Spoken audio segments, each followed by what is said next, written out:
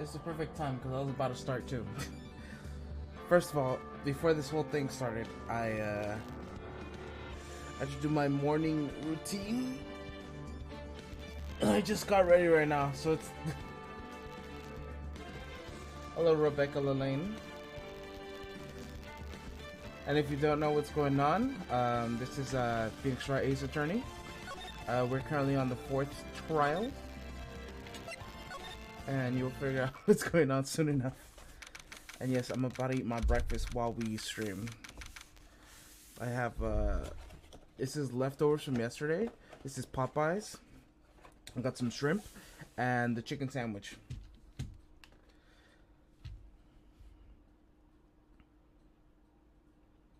Alright. December 27th, 2:11 p.m. Wright & Co. Law Offices.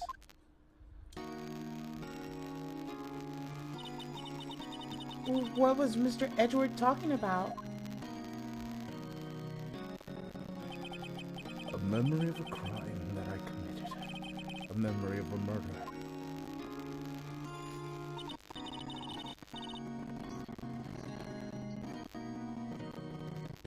What did I say? I don't remember. Did I call you... Did I call you Lane or Lane?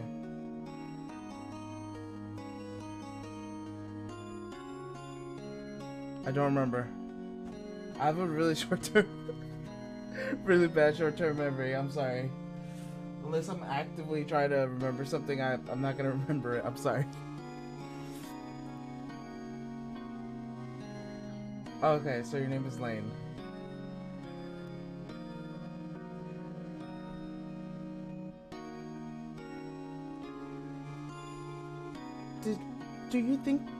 Do you really think Mr. Edgeworth killed? I don't believe it. Not Edgeworth. Some painful memories have been troubling him recently. But he'd never take someone's life. Never. Nick? Yo, how's it going? What'd you think of my performance today? I had them swooning into my aces, huh, Maya? Swooning? Me? Oh, yes, I do feeling faint. Right on! Tell me the truth! It was like love at first sight, right? Right, Nick? Me? Well, maybe my heart skipped a beat or two. I think you could do better than that. Come on, I just saved Edgeworth in there, dude. Edgy. Hey, you guys should be bowing before me! Yeah! Bow before your hero! Alright.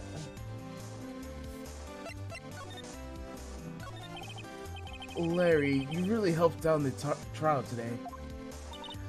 You did it! If it weren't for you, Larry, I'm sure Mr. Edgeworth would have been found guilty. But seriously, Nick. Yeah, you hate it? It's a lot to take in the very first few seconds of arriving here. This dog's just staring at me. I don't know what's going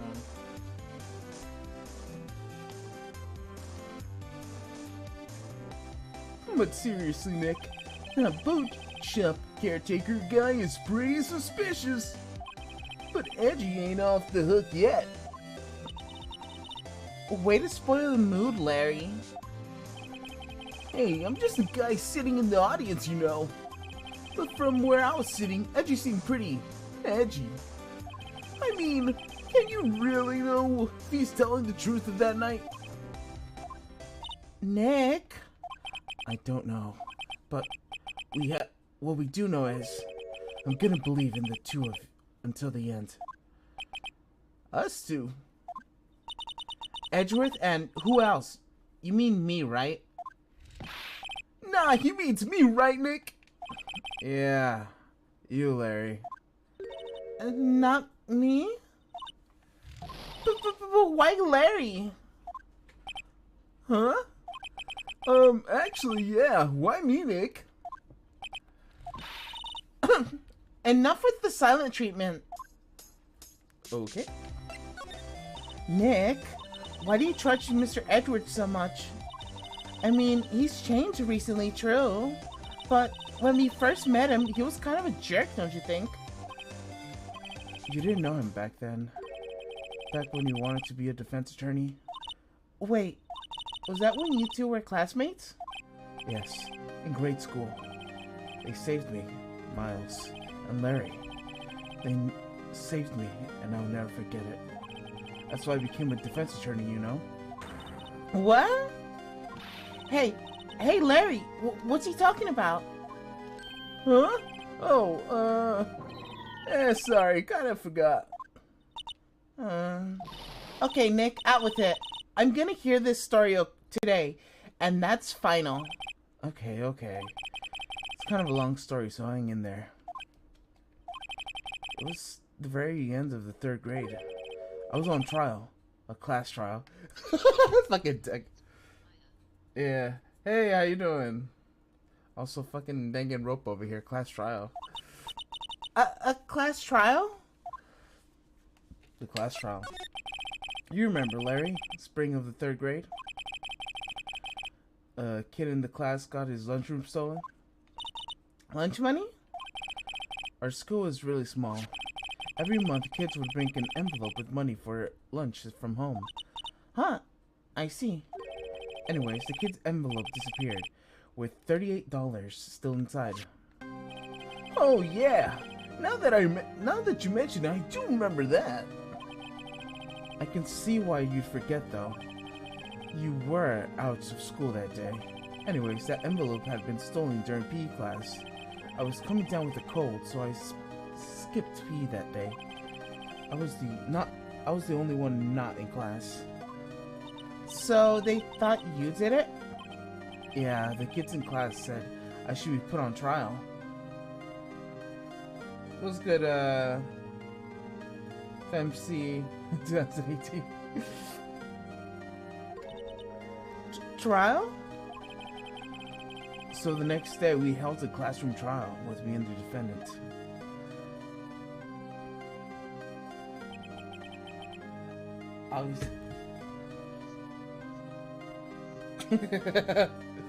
Yeah, obviously Larry was not in class because he did it. He took the money. I didn't do it. Guilty, he did it. It was you, thief. Give the money back. Such a meanie. Just admit it, you did it. We're not gonna play with you anymore. We shouldn't allow him to race. Give me back the 50 cents I loaned you. Now, Phoenix, you know you shouldn't steal people's money. It's not right. In the end, even the teacher thought I'd done it. Go over and apologize, Phoenix. I didn't know what was happening. I was sad. I couldn't stop crying. Everyone was staring at me like I'd done it. I tried to apologize. I went to where the boy whose money had been stolen was sitting. That's when it happened. He shouldn't have to apologize. The only thing that belongs in the trial is the evidence. Anything else has no place. You should all be ashamed. Amateurs. Miles?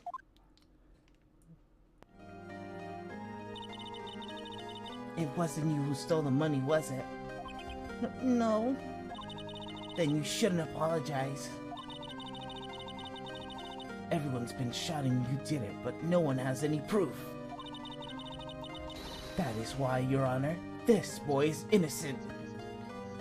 I was like, he didn't do it because he didn't do it. Got it?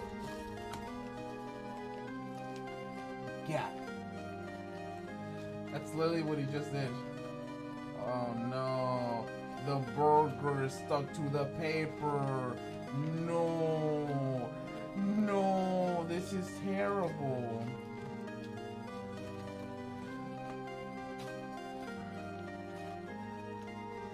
Like, when you like reheat the burger, like the moisture gets it stuck to the paper. Now I just have like spots of like bunless burger.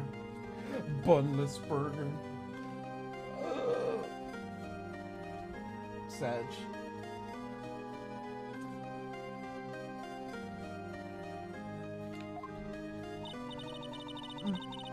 But Yes, bunless burger. But Miles, it was your money that was stolen. Yeah, he did it. We don't need proof. Just make him sorry. Why don't you all just shut up? Oh. This is how it always is. Everyone ganging up and picking on one person. But think how he feels. He said he didn't do it. He didn't do it.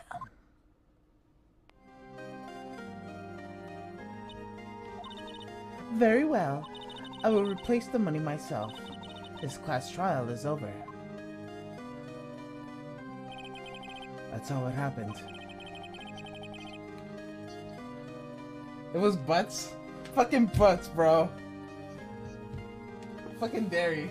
Fucking I take the blame for this shit. Good thing I say no fucking way, bro. I was like, I took the money. No shot, bro. Bruh. After that, the three of us were best friends. Oh, wow. I had no idea. Yeah, I had no idea either. I mean, I forgot. That's when I learned that it meant what meant to be alone. Totally alone without a friend in the world. You did a good thing, Larry. Yeah, well, I was just lucky that I took the day off from school. If I had been there, I would have totally thought I'd done it. So I took it kind of personally, see? When something smells, it's usually the butts. He was like, man, good thing I wasn't in school, because fuck you. Oh my god, that's funny. Alright, I'm gonna take this bite of this burger. Man, this bun is all, it's so soggy. It was so appetizing before I like heated it up. Now that I heated it up, it's like, I don't know, man. It's still good.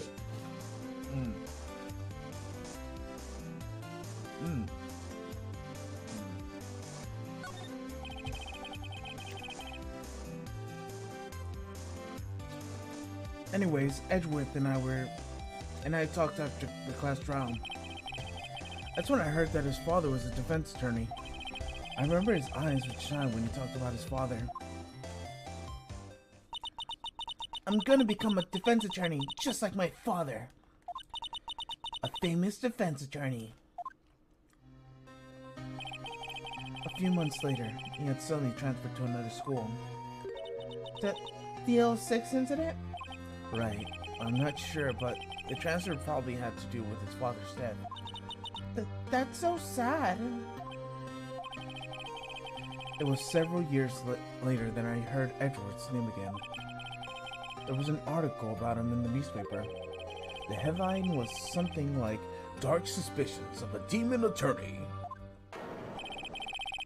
Fabricating evidence, manipulating testimonies, covering up facts. The article said he'd do anything to get a guilty verdict. Anything. But why? What happened? I mean, it's not the Edgy I used to know. That's what I thought too. I tried to get in touch with him. I don't know how many times. He never replied. I guess he didn't want to see his old friends. I couldn't just drop it though. I wanted to meet him, to learn why he had become who he became. That's when I decided.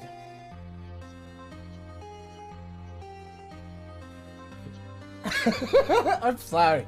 I'm sorry. I'm sorry to hear that, but it's hilarious. But I feel that, bro. Not like I've done that ever. Because I'm a virgin. I'm a filthy weed virgin, bro.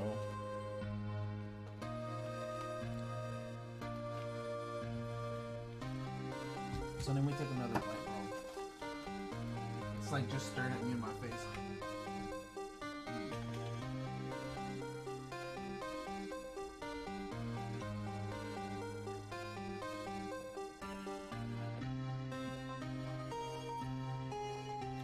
That's when I decided. Wait, you don't mean... That's why you became a defense attorney? To meet Edgeworth?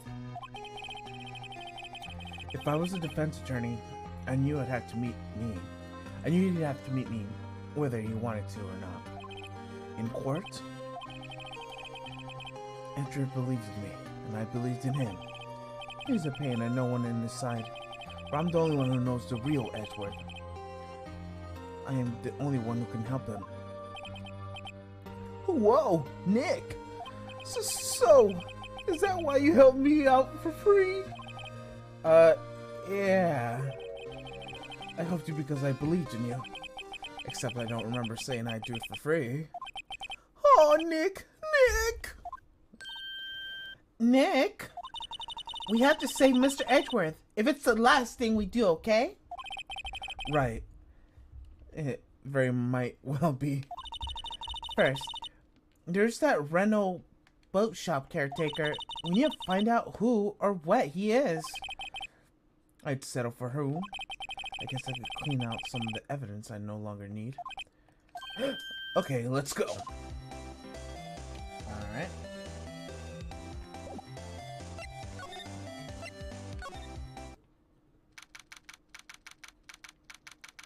December 27th, Gourd Lake Park entrance.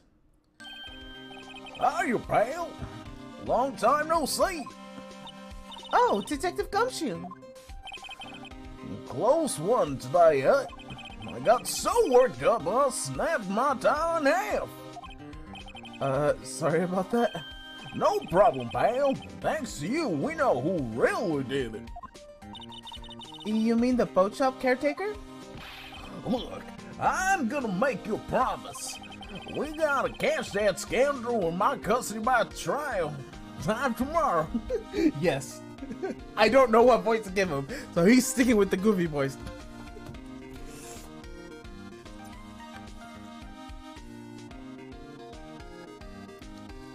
And it's a 50-50 shot that I'm doing it right or I'm doing it wrong.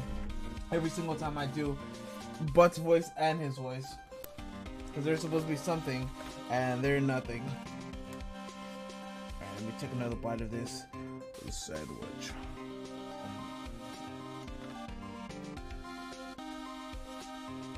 Oh, does it? Give me a sec.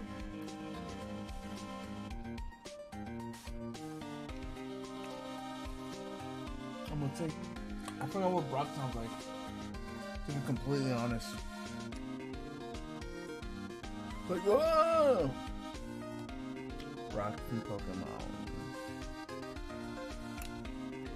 Rock Pokemon voice. I don't even know if he still sounds the same as when I remember him. Because when I first heard him was like in the old school ones. And then they changed his voice like during Platinum or like Diamond and Pearl. Because that was a completely different voice. And I was like, ew, what the hell is that? And then people just got used to that.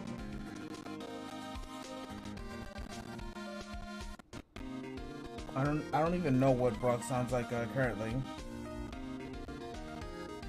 in the Alolan Islands.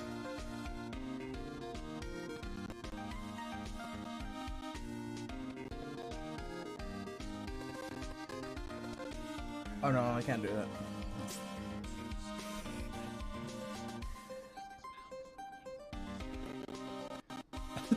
Fucking Brock. I have to make a scoundrel in my custody of a trial time tomorrow. I'm liking this. We'll switch your... Yeah.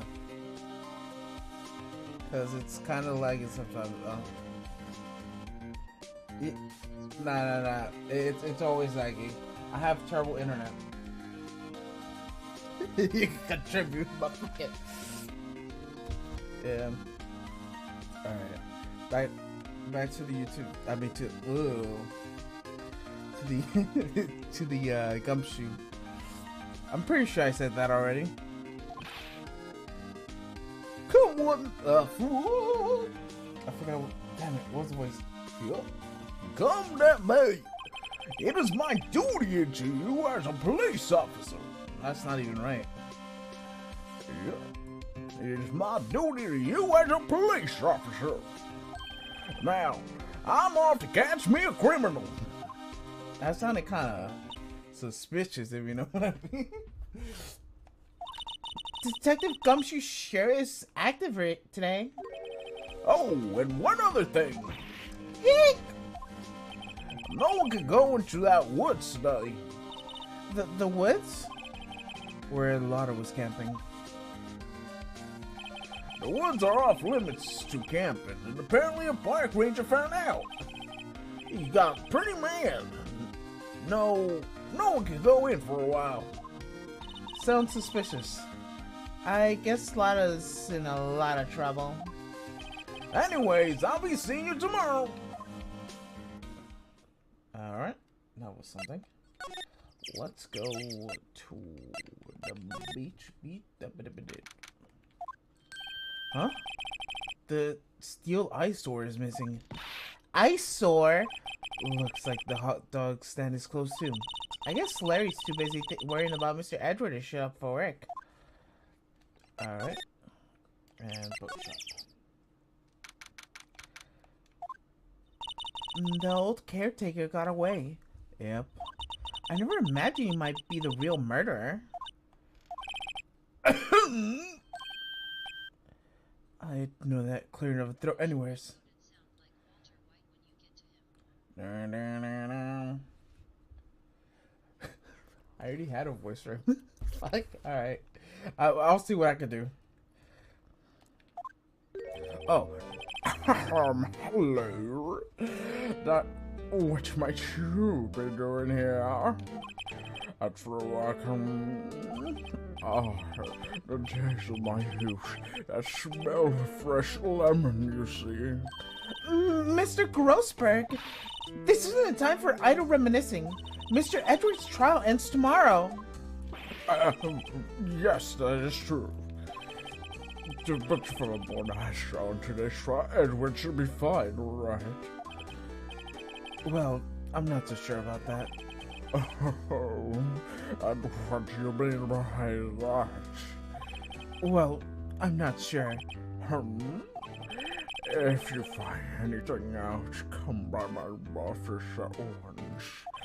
I may find an offer that might be some assistance.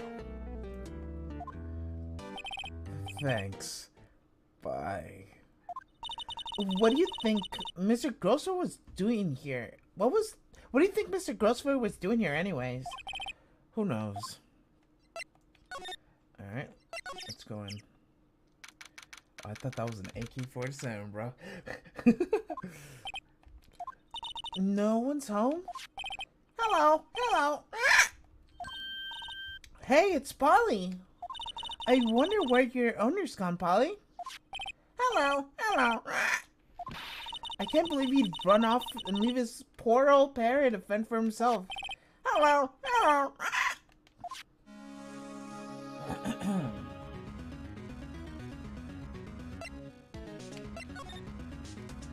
Alright. Maybe I should take care of Polly, Nick. You probably shouldn't just kidnap her. The police know about her anyways. I'm sure they'll do something about her.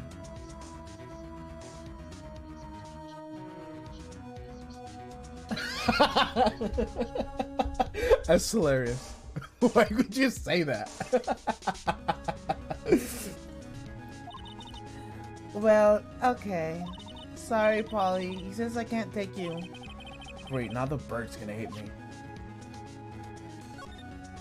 It doesn't look like he used the kitchen much. You're right. I guess the whole pasta restaurant thing was a lie. Wait, you thought he was telling the truth?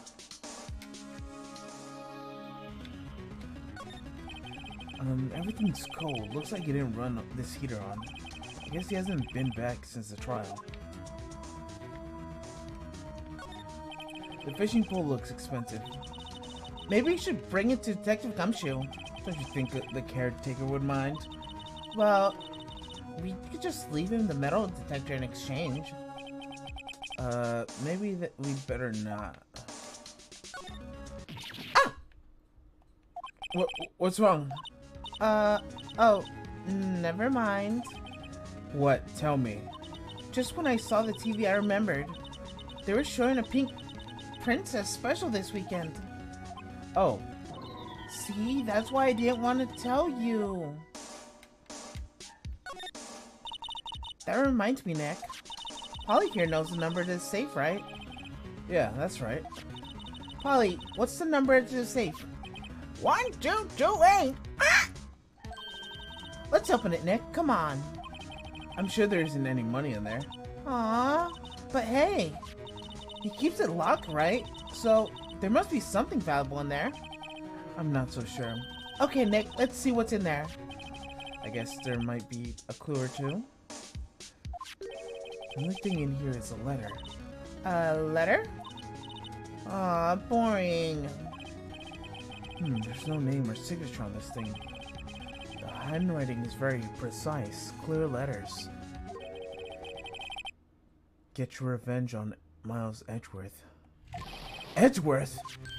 Nick? Why would Mr. Edgeworth's name be on there? How should I know? I'm gonna read the whole thing. Get your revenge on Miles Edgeworth. It also says this is your last chance. Now is the time to get revenge on the two men who ruined your life. The rest of the letter goes on to describe the murder plot in detail. How to kill Robert Hammond and frame Edgeworth, calling Edgeworth out on the lake, getting on the boat, firing twice. This is exactly what I figured out on today in the trial. This is all here, in perfect detail. What do you think he means, Nick? I don't know. It looks like these are instructions for the caretaker. When he killed Robert Hammer and called out Edgeworth, he was following instructions. But who could have written the letter? And what does it mean to get revenge on Miles Edgeworth? Look, I don't know, okay? But one thing's for certain. This letter is an amazing clue. Letter from the safe added to the court record. Alright. There's nothing left in the safe. I wonder why the caretaker didn't take the letter with him. He left in a hurry, right? I don't think he came back after the trial. Say, Nick, don't people usually put pictures of fish? Ba ba ba ba. Alright, I think that's all we needed out of this, right?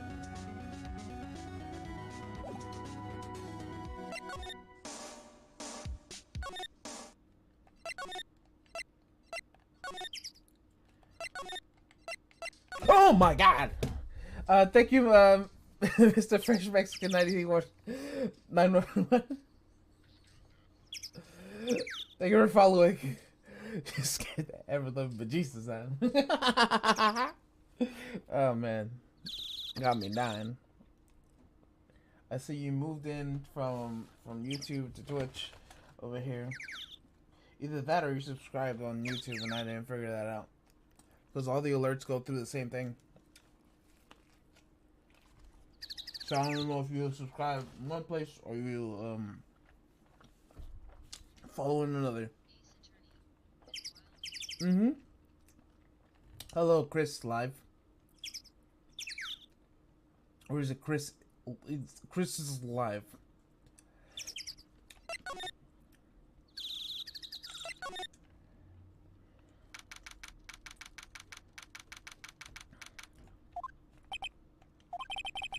You look as grim as always.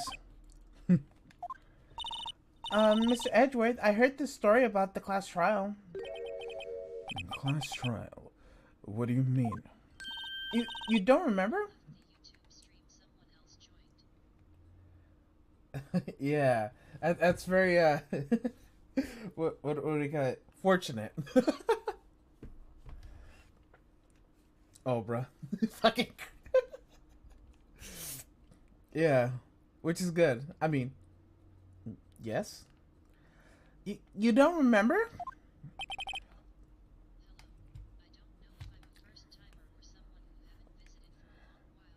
Yeah, I feel that. I feel that. Especially when when you're here. You either remember this or you don't. That's just how the game works. The game of life. No, I don't. Your lunch money was stolen, wasn't it, in 3rd grade? Lunch money? Oh, all right. Yes, I seem to remember something like that. Nick, I think you're the only one who really remembers. Well, it probably only really mattered to me anyways.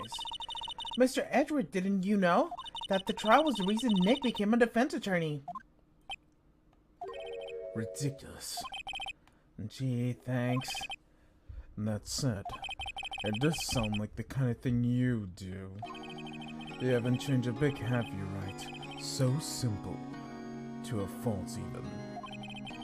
Well, maybe, yeah, but I think you changed too much, Edgeworth. Perhaps. Hey, Edgeworth, why did you go become a prosecutor anyways? You used to look up to your dad. You said you wanted to become a defense attorney, right?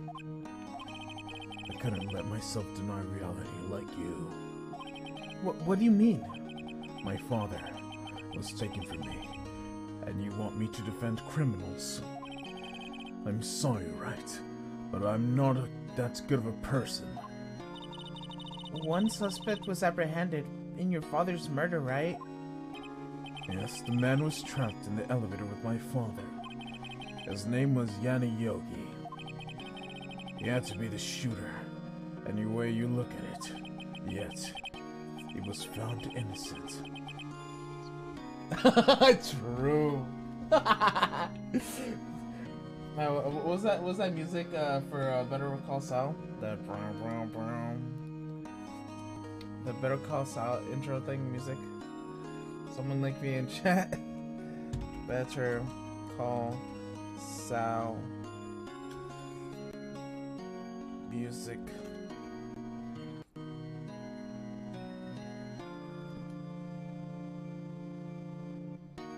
Oh, the one with his face. You know what I'm talking about?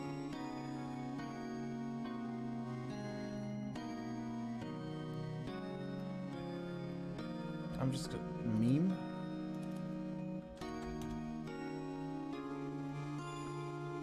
Oh, there it is. Give me a second. I feel like Miles Better Call Saul is way better at Mr. Fresh.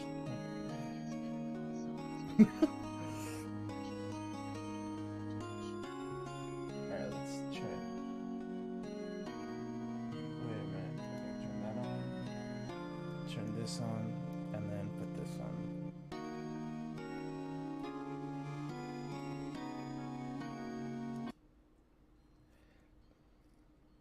If it loads with my terrible internet. Look at it fucking. There we go. The lowest resolution possible.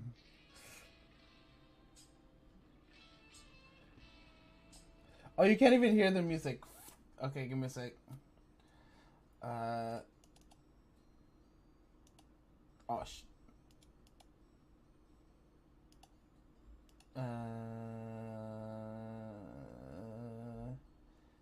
where is it? There it is.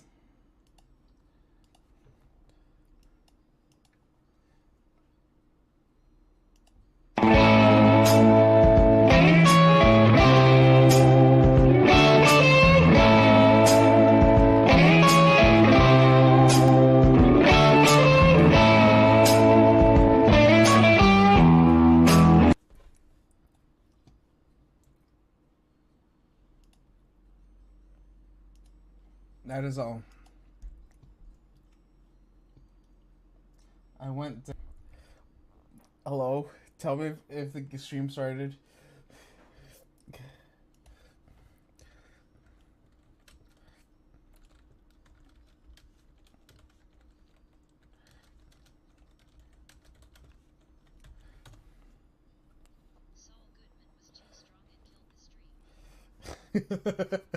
Alright. Are you guys back? Can you? Yeah. Oh man, that was I don't know, man. That was impossible.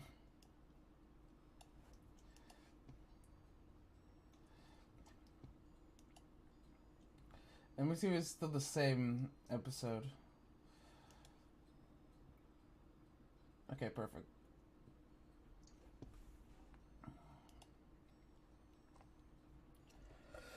Alright,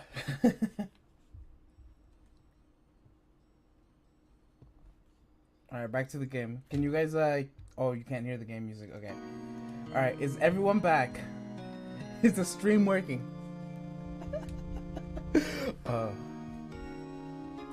Is the commercial over? Because you probably had to rewatch a commercial for that whole mishap.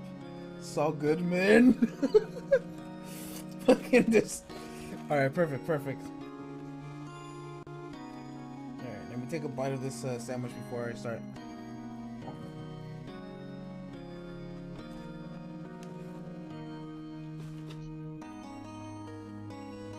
Perfect.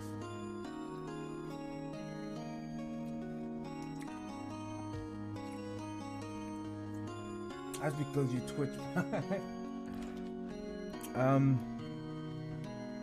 Alright, back to the show. Yet, he was found innocent. That defense attorney got him off the hook.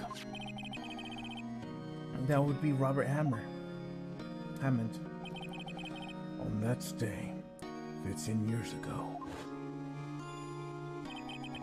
the three of us are trapped in the elevator for 5 hours. When we were rescued, we all suffered oxygen deprivation. I had lost all memories of the murder. Lost your memory? Even now, I can't recall what happened in that elevator. That was the crutch of Yogi's attorney. Argument in court. He claimed Yogi had not been of sound mind due to oxygen deprivation. Yogi was released due to the lack of evidence. Innocence. And that is when I changed my mind. I started to hate defense attorneys. What's your relationship with Von Karma? He is my teacher, a man who deserves respect. I learned everything I know of the courtroom techniques from him. So he's like my sister was to you, Nick. He was a perfectionist in all things. In court, in his personal life, bed life.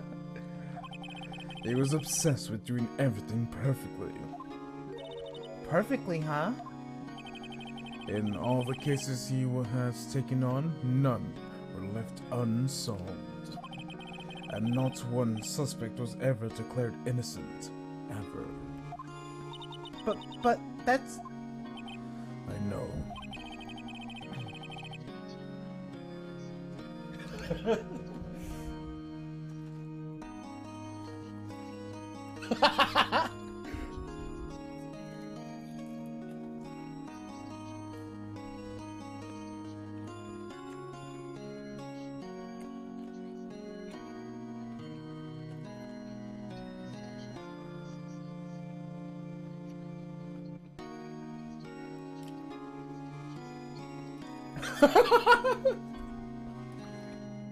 It's hilarious. Is that a Breaking Bad reference? Or did that happen in Good Luck Saul? Better Call Saul. Because I haven't seen it yet.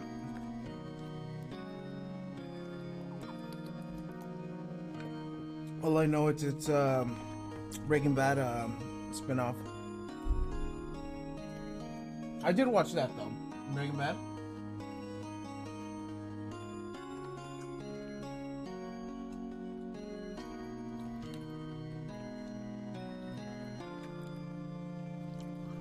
It's possible some of the suspects were indeed innocent. It's a commercial. They legit said in the commercial, it's done for tax purposes. It's totally legit.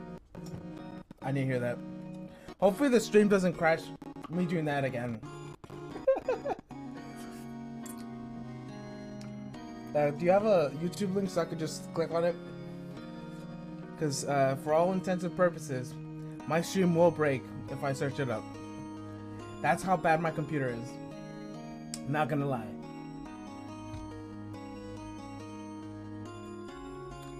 It is possible some of the suspects were indeed innocent. However, it is impossible for us to accurately determine that in every case. All Von Karma does is his job to find the suspect guilty. Perfectly. In any case, that is nigh well impossible to find a weakness in him. As should a weakness appear, he would do everything in his power to make it go away. Edgeworth? If you're saying is true, you're headed for a guilty sentence tomorrow. He's right. There's no time to praise the enemy, Mr. Edgeworth. It's a strange situation in which I find myself, I'd admit. No kidding.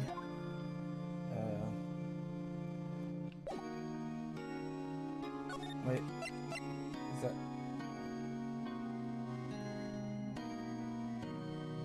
Oh. Edgeworth, see this letter? It came out of the safe from the shack where the mental taker lives. I see. Revenge? On me? Who is the old guy anyways? I don't know. Could he be an innocent defendant you got declared guilty or something? Nice, right? But I don't remember that old man. Not at all. So he was following this letter then? Which means there was someone else behind it. Okay, perfect. Let's put this on. Then hope the stream doesn't break. Let's do this. Let's do this. I had a good job until my boss accused me of stealing. I better call Saul. I was out partying, minding my own business.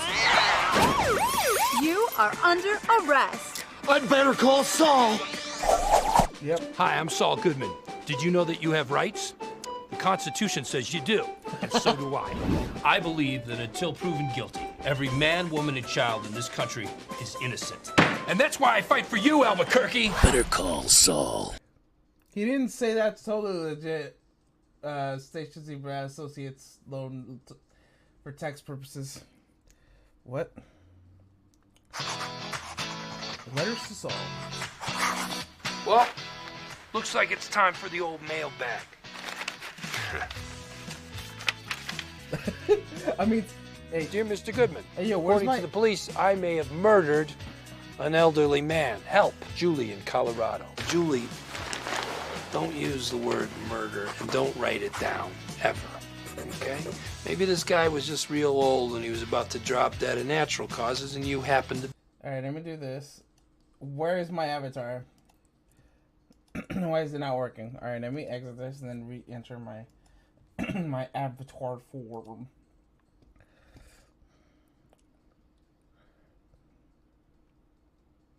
Man, this stream is breaking hard, man. I told you, this computer cannot handle all this information.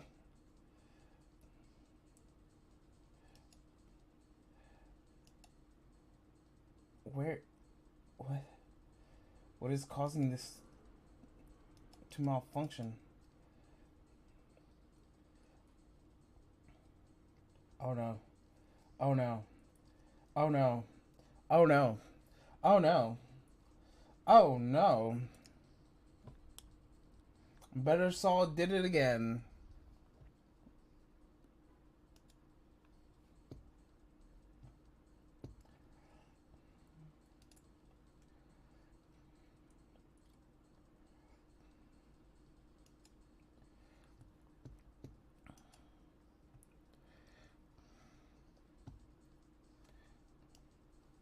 Help. Help. The stream is frozen. I don't want to touch it because it will crash.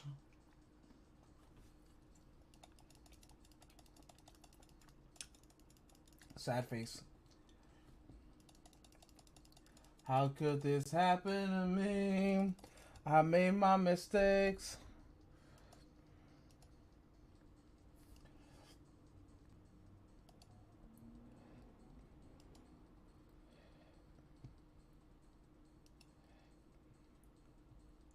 Hello?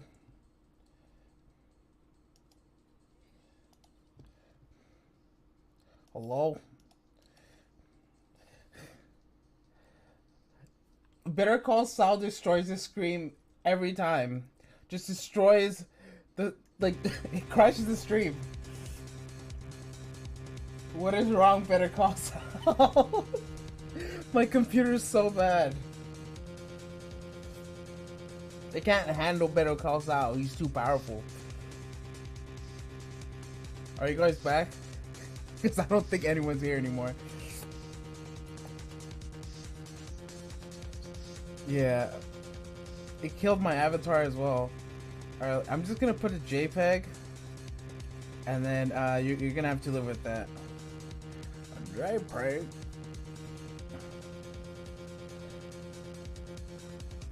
Where is it? Where is it?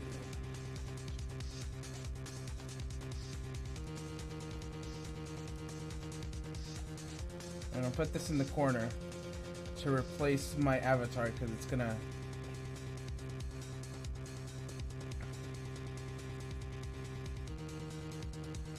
There we go. Now you have a physical manifestation of my. Because Better Call Saul destroyed my avatar.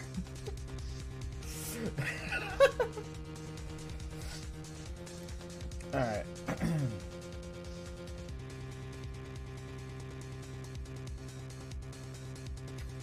Fucking Better Call Saul. Every single time. I don't even think that's like. I mean, it's perfect because he's lawyer based, but still. Alright. Which means there was someone else behind it. Now it's time to get revenge on the two men who ruined your life. Two men, meaning myself and Robert Hammond. It also says this is your last chance? Last chance. Wait, maybe. Wait, he's talking about the statute of limitations on the DO6 incident.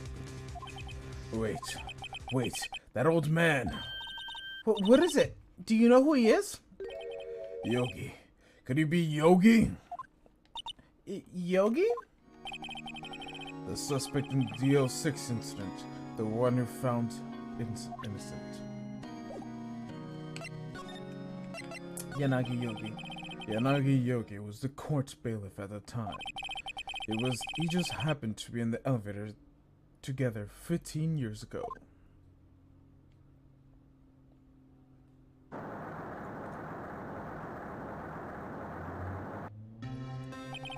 The earthquake was incredibly strong. Before I knew it, everything was dark. We were there for so long it felt like forever. The air thinned, and the darkness closed in on us in that little box. We became unsettled. Help! I can't breathe! Quiet. I said quiet. You're not making this any easier. I want to get out! Help! Get us out! Don't shout. You'll just use up more oxygen.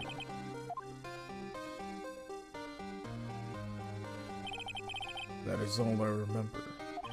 When I came to, I was in the hospital bed, staring up at the ceiling. In court, Yanagi Yogi's mental condition was called into question. They claimed the oxygen deprivation and stress had caused temporary insanity. In the end, they claimed passed in the court and Yogi was found innocent. But isn't that strange? The setter tells him to get revenge on Edgeworth. Why would he take revenge on you? Right.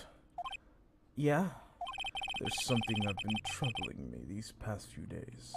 I didn't know whether to tell you or not. You mean that nightmare? It's a nightmare I had. A memory of a crime I committed. A crime you committed? A memory of murder.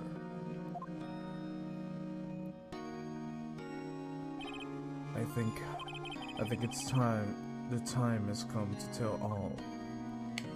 Alright, the nightmare. For the last 15 years, I've had the same dream almost every night. I wake up in a fearful sweat every time. What kind of dream? It's a dream about my father's killing in the dark. Help! I can't breathe! Quiet, I said quiet. You're not making this any easier. I want to get out! Help! Help us get out! Don't shout. You'll use more oxygen. I can't breathe! You're using up... You're using up my air. What? Stop. Stop breathing my air! I'll stop you! What are you? Stop breathing my air! No. Father! He's attacking Father! Then I see the pistol lying in my feet. I don't know if it was evidence from the day of the court and the bailiff. In the days I picked up the pistol. Get away! Get away from Father!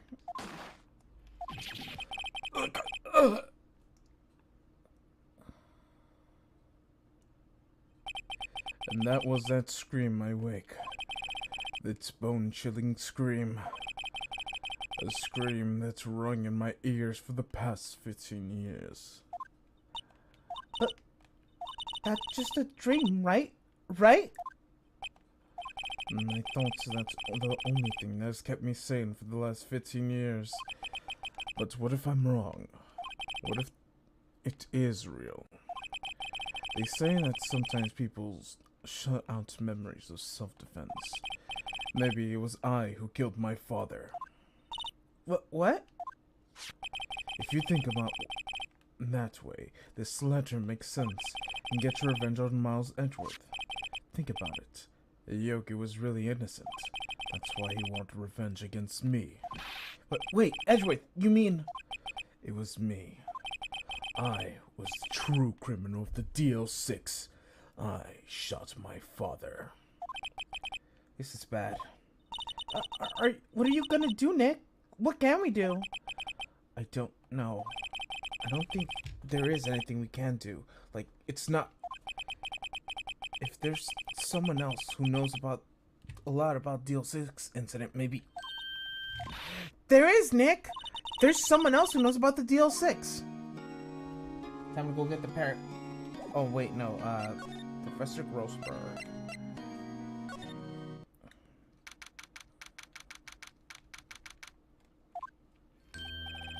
Mr. Grossberg? Ah, hello there. What is wrong? You look troubled. No kidding. You can't believe her. I can't believe you're not.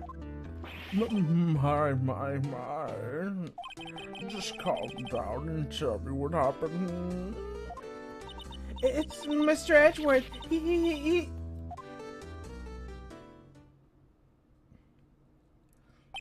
I see.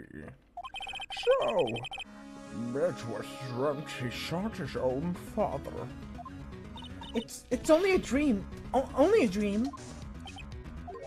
I wonder. But what? If that's the case, then why do you two look so troubled? But, well... Also consider this. A yogi quite certainly holds a deep grudge against Miles Edgeworth. Excuse me, what? Manfred Moncana did what?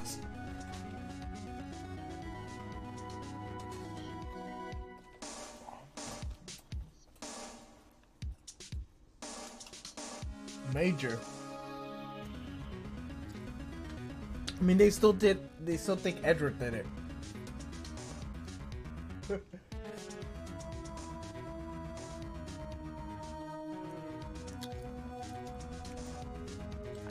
Yogi quite certainly holds a deep grudge against Miles Edgeworth. Now you're good.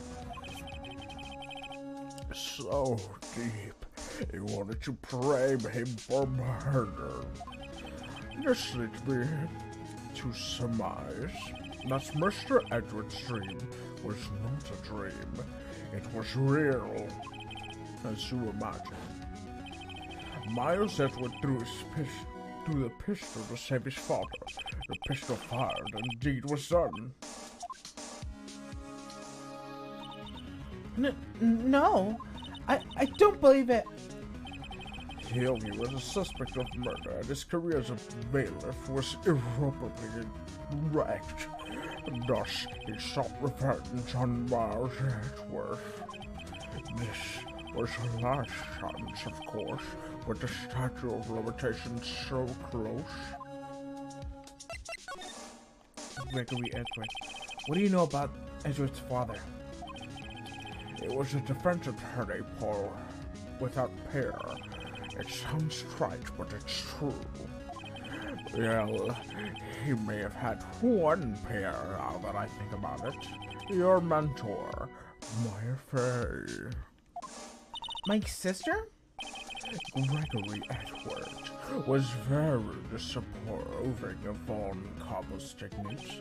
That's no surprise. Von Karma is an extreme man, forged testimonies and evidence and nothing to him. I'm pretty sure that was in the movie. The whole DL6 incident with the Von Karma being the murderer. I'm pretty sure I saw that in the movie, the live action movie.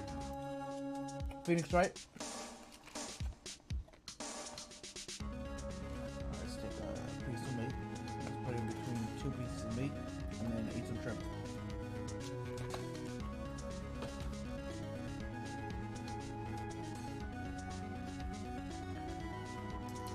Yeah, I think there's like 3 movies. They came out in like 2009, 2011, something like that.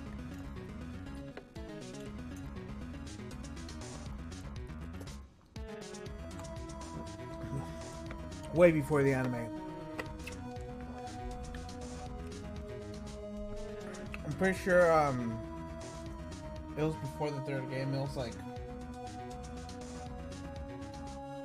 when did it come out? I'm not gonna search it up because my computer will break. I can't have more than one thing on my computer. It's that bad. You guys want to help? This old computer needs help. Like a lot of that.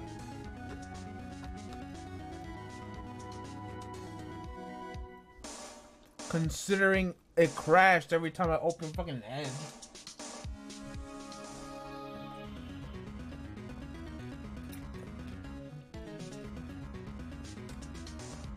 Oh man, that bread is good.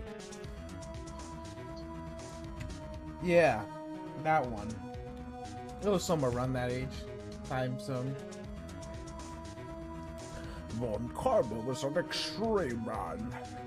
Warren's testimony and evidence are nothing for him. The result says he had a perfect win record in court to beat Gregory tried to call attention to his methods. And? He lost and died in despair, as it were. I see. When Gregory Edgeworth was killed, a police medium called the spirits medium. This was your mother, Misty Fay.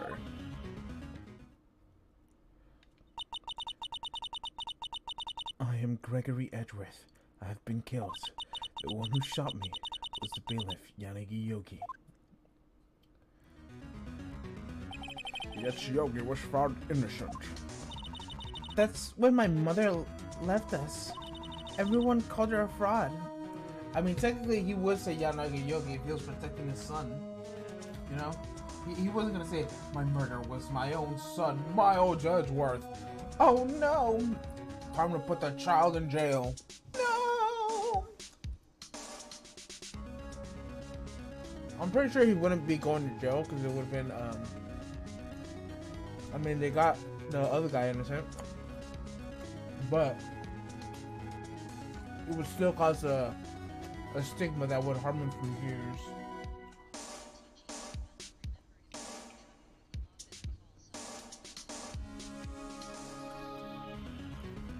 Lol. But you already know. Yes. I was gonna say Better Call Saul kills the stream. Better not tempt him. Alright, have a good night, good day, good morning, whatever time zone you're in. Everyone called her a fraud. That's right, everyone thought she was, you see. Yet, not that I think about it. It seems that the one who lied was Gregory Edward's ghost. Gregory Edward must have known who shot him. I don't believe it. So he's saying he falsified his testimony? That Edward's dad lied to protect his son? That is the only possibility, mind you. But a possibility, nonetheless. Alright.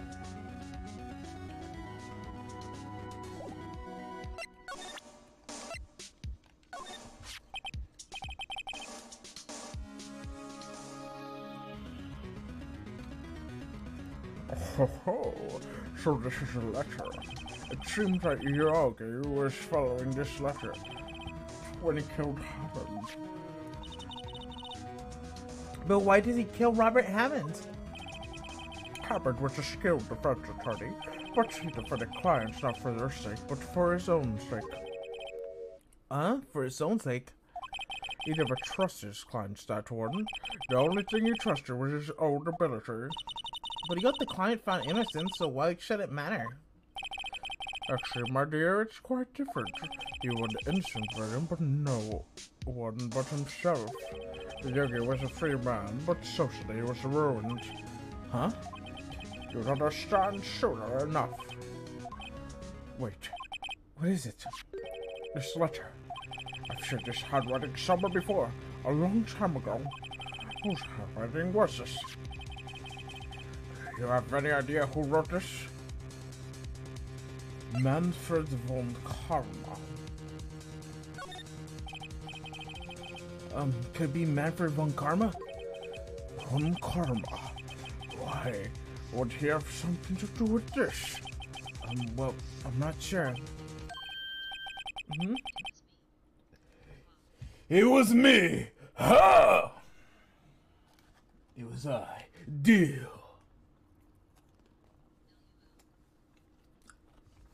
Yes. Give me a second, I'm eating.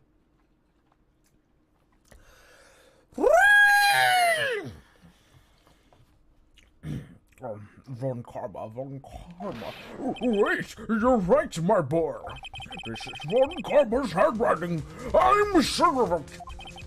He used to see it all the time in court reports. What? But that means that the one who told Yogi to kill was... Correct. Manfred Von Karma himself. What does this mean then? Why would Von Karma want to frame Edgeworth? If it truly was Manfred Von Karma who wrote this letter, then he would know the truth. He would know that Miles Edward's dad had accidentally killed his own father. He would say as much tomorrow in court, I should think. He'd press the point until he finds Miles Edwards guilty. Oh no. But how could Von Karma know about Mr. Edward's past like that? Even Mr. Edward thought it was just a nightmare. That's true, I do not know. Yes, I do know that Von Karma is both persistent and a perfectionist. He may be seeking to satisfy his grudge with Gregory Edward by hurting his son. What do you mean? It was 15 years ago. Von Karma met Gregory Edwards in court, and Von Karma did win, but he didn't make it through the trial unscathed. What happened to the trial during Edward's dad and Von Karma? Von Karma got the guilty verdict he wanted. He won the trial, but Gregory Edwards accused Von Karma of faulty evidence. And although he lost the trial, Mr. Edwards' accusation stood. Faulty evidence? It was the only penalty Von Karma had ever received in his career as a prosecutor. Gregory Edwards helped to belong to his perfect trial record. Wow. It must have been quite a shock for Von Karma. He took a vacation for several months after that, you see. A vacation? Yes, an unusual event for a man. That was the first and last vacation he had taken in many years of prosecuting. Really? He doesn't take vacations? Like, go to sea or go to the mountains? Don't tell me he's never been to Europe. You have strange ideas about vacations, Maya. In any case, that was the only time he took vacation from work. I believe the penalty upset him quite a lot. Odd. If you wanted to keep a perfect record so badly, why would he take a long vacation? What do we do, Nick? Von Karma. Karma is gonna bring the deal 6. You can bet on it. What if Mr. Edward pleads guilty in the deal 6? I won't let him. Yes, Mr. Wright. I hate to say this, but even an accidental murder is murder, you know? I know that. I just believe in Edward's innocent. I can't believe he'd kill someone. But Nick, Mr. Edward admitted to himself. His father must have lied to protect him far beyond the grave. I don't care. I don't care. I know he's not guilty. Mr. Wright, if you say so, I suppose I should go check again. The police found my hold something of interest. Mr. Grossman, thank you. I promise. I can't promise anything. In fact, I think the chances of finding something are slim. I understand. The police... Materials, Alright, what do we do now?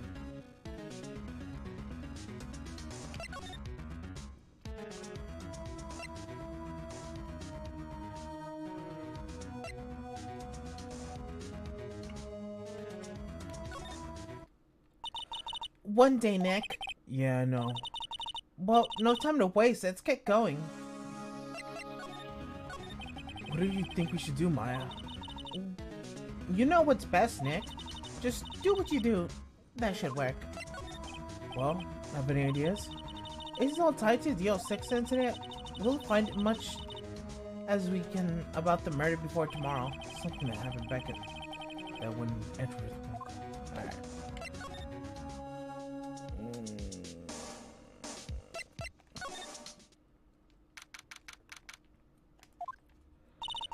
There's hardly anyone here. Everyone must be looking for that old guy Yogi. Oh, it's you! I don't think Gumshoe will be in here back today. He's staying out late looking for someone. Sounds like Detective Gumshoe is pounding the pavement for real. We were wondering if we could check the records room again. Well, now that I can't just have anyone wandering around there. But I guess Mr. Von Karma is in there now anyways. So you go along as he's in there. Von Karma? Yeah, he just arrived actually. Von Karma's in the record room? Nick, let's hurry! Oh shit, go.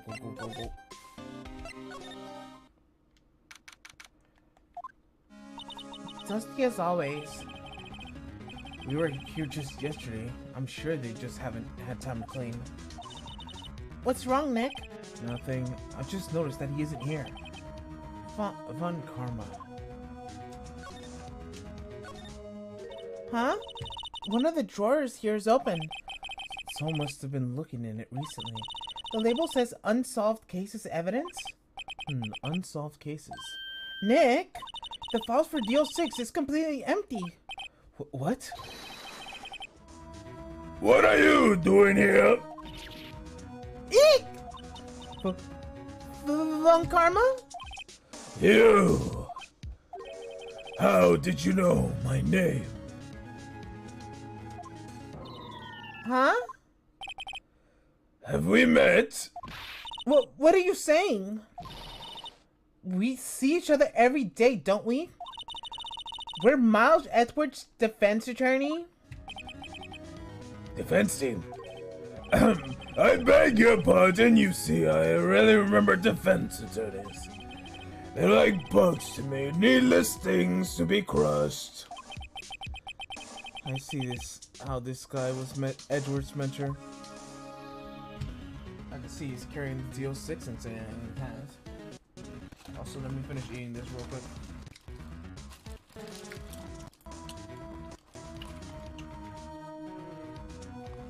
I'm just scarfing it down, man.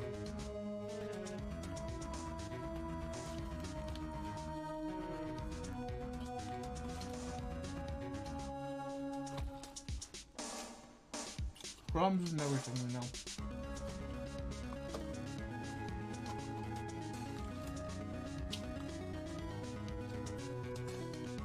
Alright.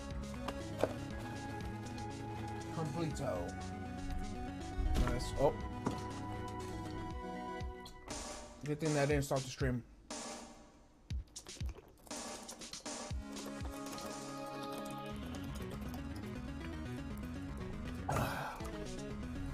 Alright. We're good.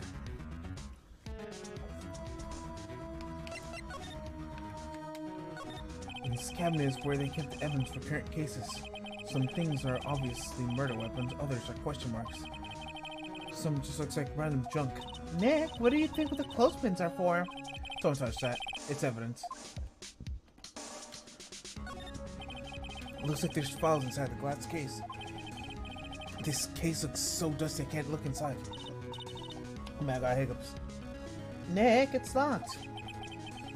There must be important case files in there. This large drawer is half opened. The label in the drawer says unsolved cave evidence. All the stuff in here looks like random junk. Only the evidence for the Deal 6's incident. I can guess who took it from Karma.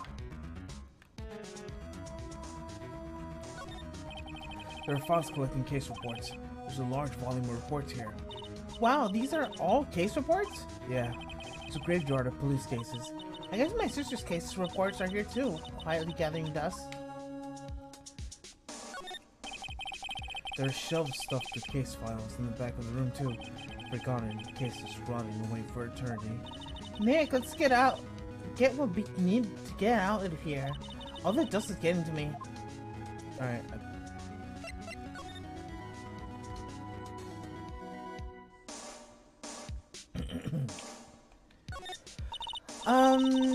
Mr. Edgeworth is your student, right?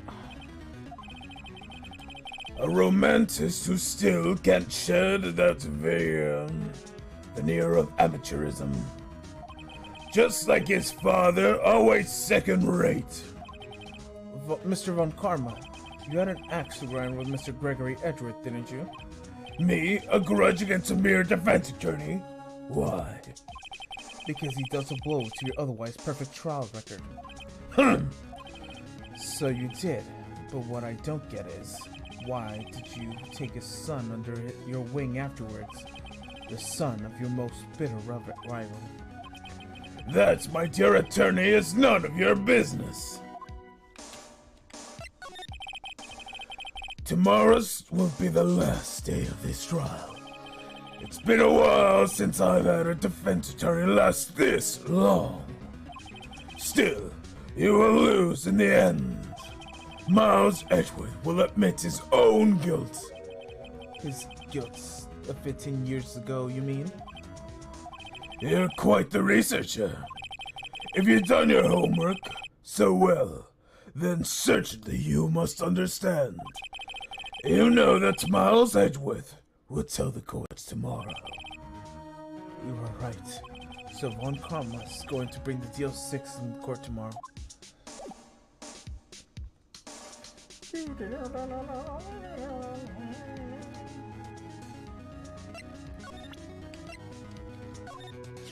Mr. Von Karma, look at this. This was you, wasn't it?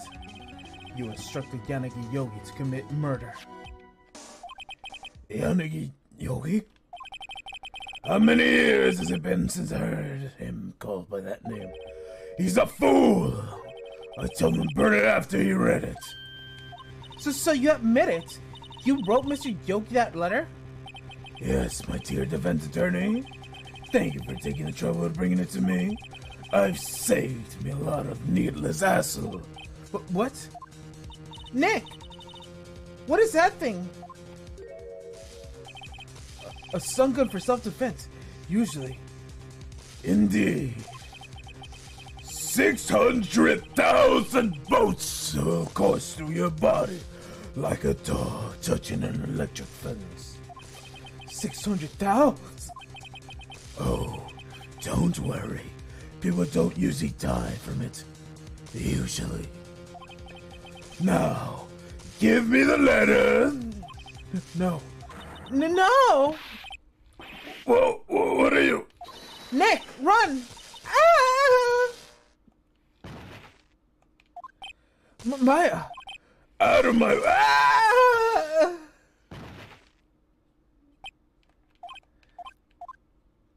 And the police didn't investigate the screaming whatsoever? He got us. Letter's gone, of course. And he took the deal 6 evidence. All of it. Back to having no clues. Wait, Maya jumped first. Maya, is she okay? Yeah. Maya, open your eyes. Maya. The letter, did he take it? Huh? Oh, yeah. Are you okay? I couldn't stop him. I jumped so fast I could, but one shot from that thing knocked me out cold. I'm useless. I'm no good as a lawyer, a medium. I can't even call my sister. Not even now, when we need her the most. I wish I hadn't woken up at all. Maya! There has to be some way to help her. I better do something about her self-confidence first. Huh? Maya! She's holding something. What's that? A bullet? Teal 6 Infinite number 7. Taken from the heart of Gregory Edgeworth. And remember, Von Karma was holding this when Maya jumped in. The bullet stashed in pocket. I'll prove it to you, Maya. You're the most definitely not useless. I'll prove it to you in court tomorrow. Alright.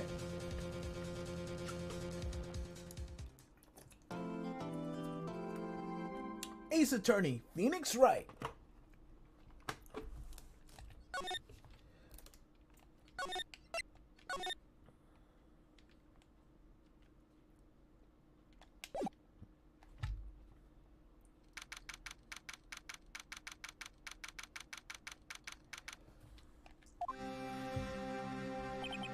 This is it. Judgment Day. Today the things are going to get settled at last. A lot of things. What's the big idea? So sorry, Nick. I only touched your shoulder.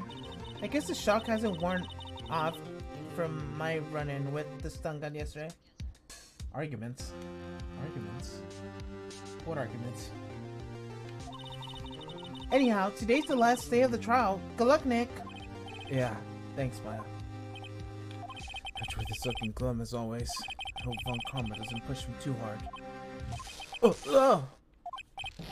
What are you doing? So sorry. I'm sorry. I just thought I'd cheer you up with a pat on the back. Maya, maybe you should go outside and discharge. Right, good idea. Try not to electrocute anyone on your way out. Oh, whoa, pal.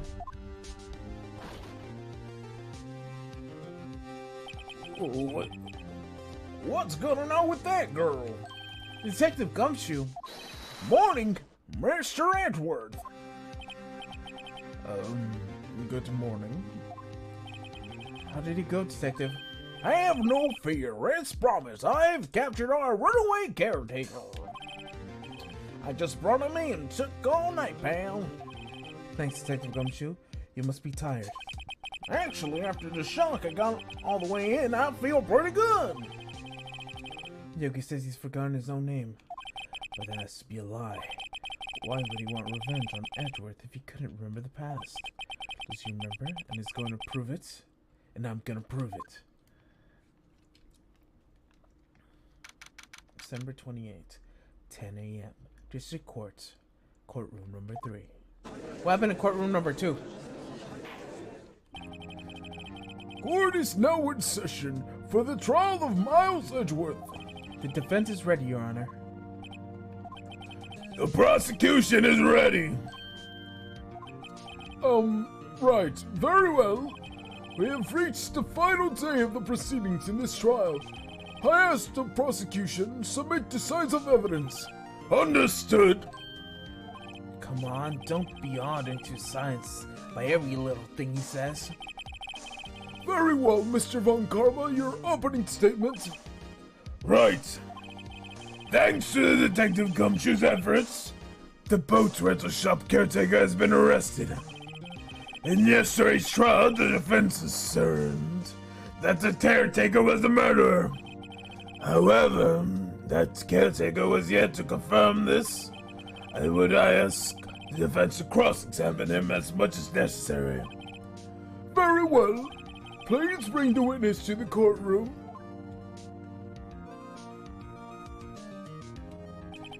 Ladies and gentlemen of the court, I believe you all remember our witness. He lives in a boat rental shop in the lake, from where he witnessed the incident. In addition, he has currently lost memory of his name and identity. Witness, why do you run away yesterday? The witness is not running away, and he will now testify. I see. Very well. Please begin your testimony.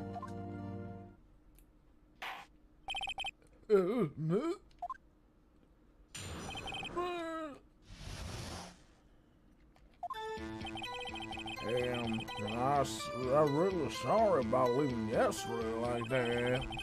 But I wasn't running away or nothing. I just went to buy some food for Paul to see. I figure I got nothing to do with the incident anyhow. I mean, I need one of those molded things, right? I don't got one. Alright, let's slow this down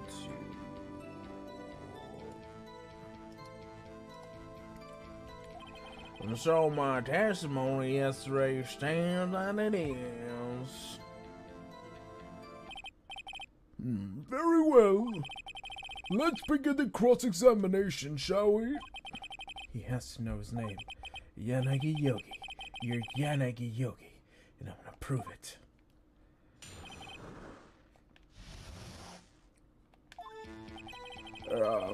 I'm really sorry about leaving yesterday like I did. I call what you did running away and not just leaving. You heard Larry's testimony and realized you were in danger. Now, Mr. Wright, there's no need to rush to conclusions. As I said, the witness was not running away. Listen to the testimony. He sure seems relaxed. In fact, they both do, Von Karma and Yanagi Yogi. Well, I wasn't running away or nothing. Then why did you leave? He's just about to say why. Is it so hard to you be quiet and listen when someone's talking? I just sat quietly. Edgeworth would have been guilty in 3 minutes. I was just waiting to buy food for some policy. Food? Well, Polly is quite of a gourmand, you see. She'll eat these high-quality bird pellets from France. They only have them in the big pet shop downtown. But you weren't arrested until this morning. Why didn't you go back to the caretaker shack? Well, I kinda got lost, you see. The witness has trouble remembering things sometimes. When the police apprehended him, he was on his way back to the shack. Yeah, right. Nice try, Von Karma. No one's gonna believe that. I see. So he was lost. Please, Your Honor, come to your senses. I figure I had nothing to do with the incident anyhow. You've lost much of your memory, is that correct? Yep, seems like it. Then how could you know that you didn't have anything to do with this incident? Or maybe you're lying about not having your memory, You know exactly who you are. The witness is testified. More clearly, he has no memory of who he is. If you claim he's lying, show the court's proof. How am I supposed to prove what's going on in this old cougar's head? Cotter's head? It's impossible. I'm glad you came to your senses, Mr. Wright. Very well, witness. Please continue. I need one of those motor things, but I don't got one. How can you say you had no motive? I say you do. You had a grudge against Edwards and the victim, Robert Hammond. That's why you took revenge on them, right? Please don't make me repeat myself, Mr. Wright. This witness has no memory of anything beyond several years ago.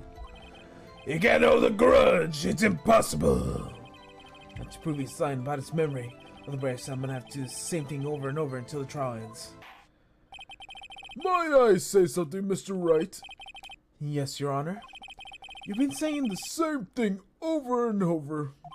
You've been calling the witness' memory of the past or lack of thereso into question, but does this really have anything to do with the current case? Of course, Your Honor. The witness has said he has nothing to do with this case, and no motive. Both of these statements are lies. Order! Order! Mr. Wright, there is a serious problem with your claims. Or are you saying that you know who this witness is? Of course, Your Honor. Oh, now this is interesting. I'd like to know myself. So who is he? Don't play dumb, Von Karma. Mr. Wright, please tell me the witness's name. Yanagi Yogi. His name is Yanagi Yogi, the former court bailiff. Yogi? That name seems familiar. Oh! Yanagi Yogi from the DL6 incident? It figures the judge would have heard it. It was a pretty famous case. But what does this mean? Your Honor, this man is Yanagi Yogi, and he has a clear motive. Tisk. Jumping to conclusions again, Mr. Wright. This man is a witness, and Yanagi Yogi. Fascinating. However, do you propose to prove this to the courts? This court of law, and I may recall, you need proof. And allow me to repeat once more that the witness has lost his memory. This is it. I should do this now. If I can't prove he's Yogi, right here, right now, then I've got nowhere else to go.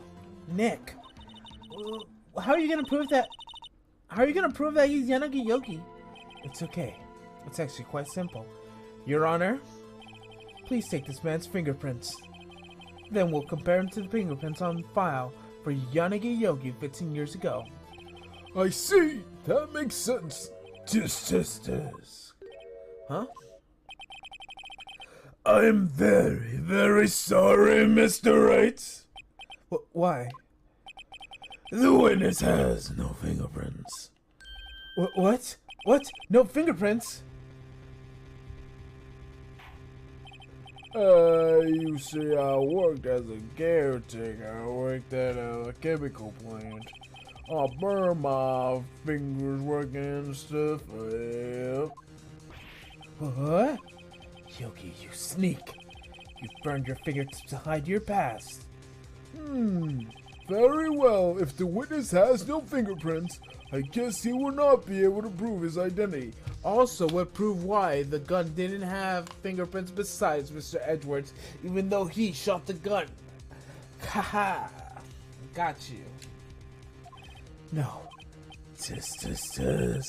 Well, what will you do, Mr. Wright?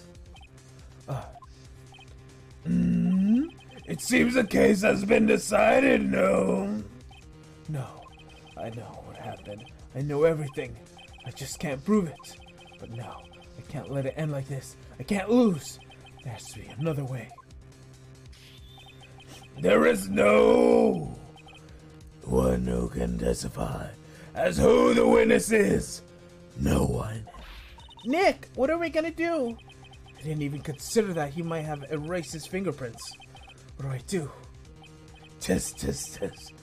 Well, Mr. Wright, perhaps you'd like to cross-examine this parrot for a little comic relief. Yeah, very funny. You're a sore winner, Mr. Von Karma. Wait a second. Cross-examine his parrot? But what is it, Nick? No, you're not going to. Your Honor, the defense would like to take Mr. Von Karma's up for on his proposal. Take Von Karma up? My proposal? Exactly, Your Honor. I would like to cross-examine the witness's pet parrot. Oh my god, that's hilarious.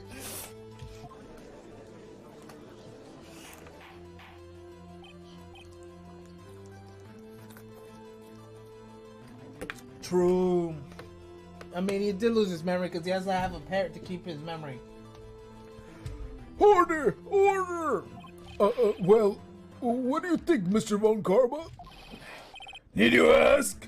This is a farce! I object! Wait a second.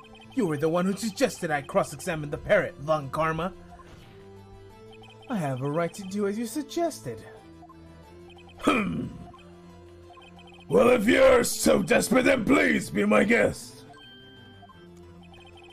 Of course. Should you go through with this, and nothing comes of it, then I hope you're ready for the consequences. Nick, this is crazy.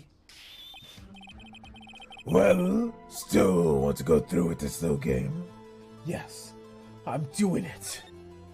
Let the parrot take the stand, and I will cross-examine her, Your Honor. This is the most ridiculous thing I've ever heard! Von Karma raked every person's testimony, every piece of evidence, except the parrot. She's my last chance. At least, I think so. Bailiff, bring the parrot! Fucking parrot. Probably want a cracker. It's quite a bird. Please tell us your name. Name! The witness is ignoring me. It must hurt to be ignored by a bird. Very well, witness. Who is your order? Please specify for us.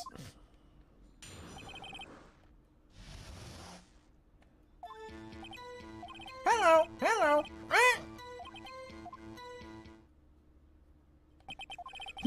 Certainly the most concise testimony we've had so far. Very well, begin the cross-examination. Right. What are you gonna do, Nick? I don't know. What did we do, Maya? The words? Who's your owner? Hello, hello.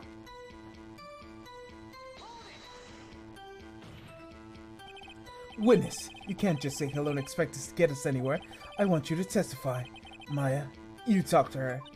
Right, what do I say? What's your name? Maybe I should get her to say her name. Polly, what's your name? Polly, Swat. Mr. Wright, I think we've established that the parrot is named Polly. What does this have anything to do with the owner's identity? Of course. Yes, it does. Ha! Fascinating. You claim that the parrot's name will prove the owner's identity? Then show us this proof. Nick, don't you think you're taking this bluff a little too far? Listen, we're not here to answer the question of who is the caretaker. We're here to prove that he is Yanagi Yogi. All we have to do is cite Polly to Yogi. Your Honor, the proof of the parrots revealing the caretaker's identity is...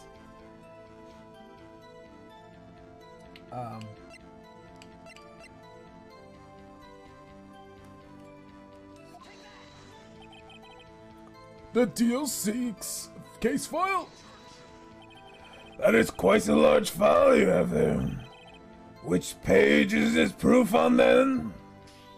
Show us and stop wasting our time. Hello, Funtime Freddy. Very well. Does it not say on YouTube that I'm streaming Phoenix Wright? Does it say something else? I feel like it might say something else. It does say I'm streaming Phoenix Wright.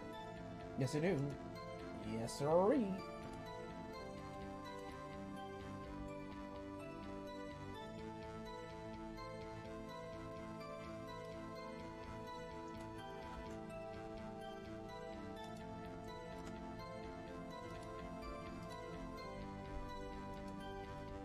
Alright.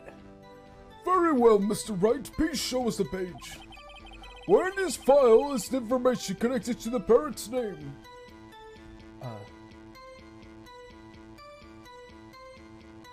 The suspect data. It's on the suspect data page. The page has all the information about Yanagi Yogi. Right after he was arrested, his fiancée committed suicide, see?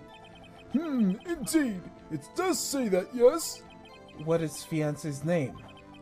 Polly Jenkins. Polly? Exactly, Your Honor. He wanted to remember the name of his fiancée who had committed suicide. That is why he named the parrot after him. I see. I guess this is possible. Bah, a mere coincidence, that's all. My granddaughter has a dog named Phoenix. I mean, it makes sense that she would call her dog Phoenix because the way she treats him. Whip.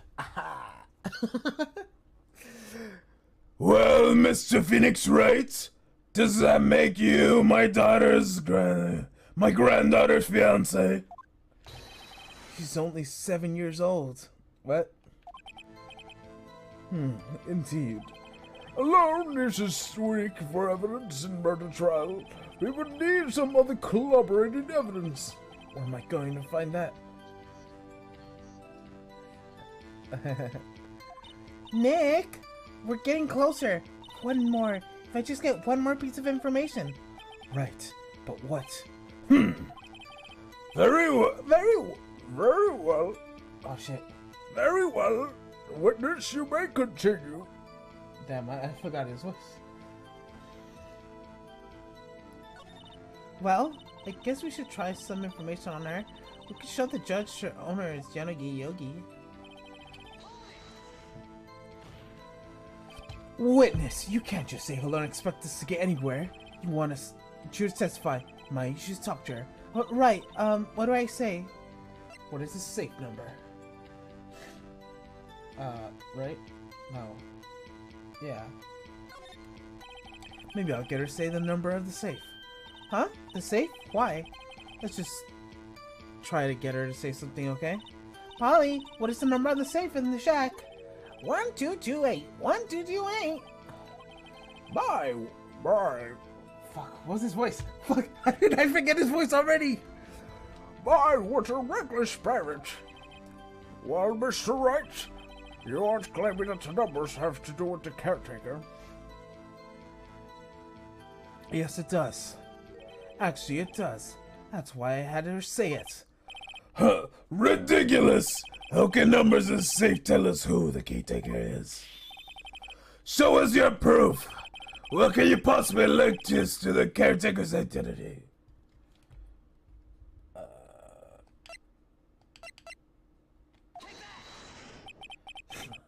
The case file? What is the obsession you have with this case? Mr. Wright, what is this case file or something to do with this case number? The case summary. It's on the case summary page. The case summary? Specifically, the date in which the DL6 incident occurred. The date of the incident, December 28th. Why, that's today's date 15 years ago. That is the number on that safe. 12228. Ah! He used the date of the DL6 incident as the number for his safe, Your Honor. That's how important that date was to him. I see. It's certainly not the interesting coincidence. People haven't set their secret numbers to dates. That is not tangible proof. I set my ATM card to 0001, but because I am number one. That's nothing to do with date, nothing. That's enough. I think we've reached a conclusion here. That is mere coincidence, that's all. True, it is a possibility. However, two coincidences at the same time seems more like a pattern to me. What are you saying? Summon the caretaker to the boat shop. Immediately.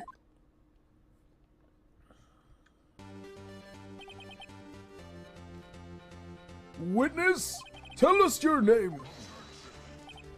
Wait, it's Witness. He doesn't remember. No, it is okay. Oh shit. I've accomplished what I wanted to do. I'm done. Nick, he looks totally different. This is really Yogi. I think finally he's been acting feeble to hide his true identity. Acting for 15 years. Well, let me ask you again. Please state your name to the court. My name is Yanagi Yogi. 15 years ago, I served as a bailiff in this very court!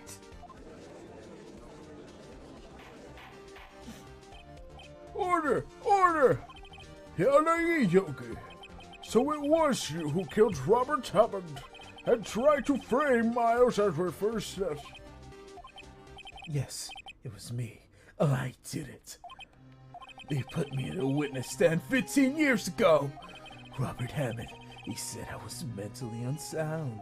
He told me, make me innocent, get me off the hook. So, I pretended to have brain damage. I was innocent, really, but he didn't believe me. We won the trial, but I lost everything.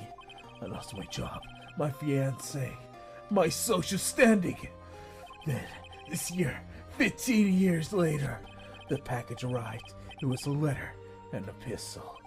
The plan was written out in careful detail. It was a plan for me to take revenge on the people who ruined my life. I didn't care who had sent it. I thought it was my chance. After 15 years, this was it.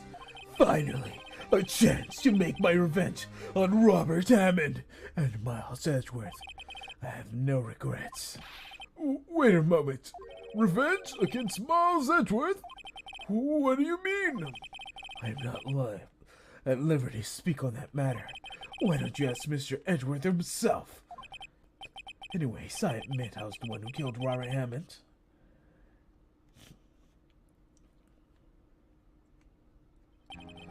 Von Karma, where is Mr. Yogi? Under arrest, Your Honor. There was no room for error in his confession. Then the defendant Miles Edgeworth is innocent in this case, at least. Very well. Will the defendant please take a stand? There are a few mysteries left unsolved. Still, you are clear and suspicious for this particular case. So, I would like to pass judgment in the murder of Mr. Robert Hammond. Any objections? I don't believe it. Why isn't Varkama saying anything? Very well. This court finds defendant Miles Edgeworth not guilty.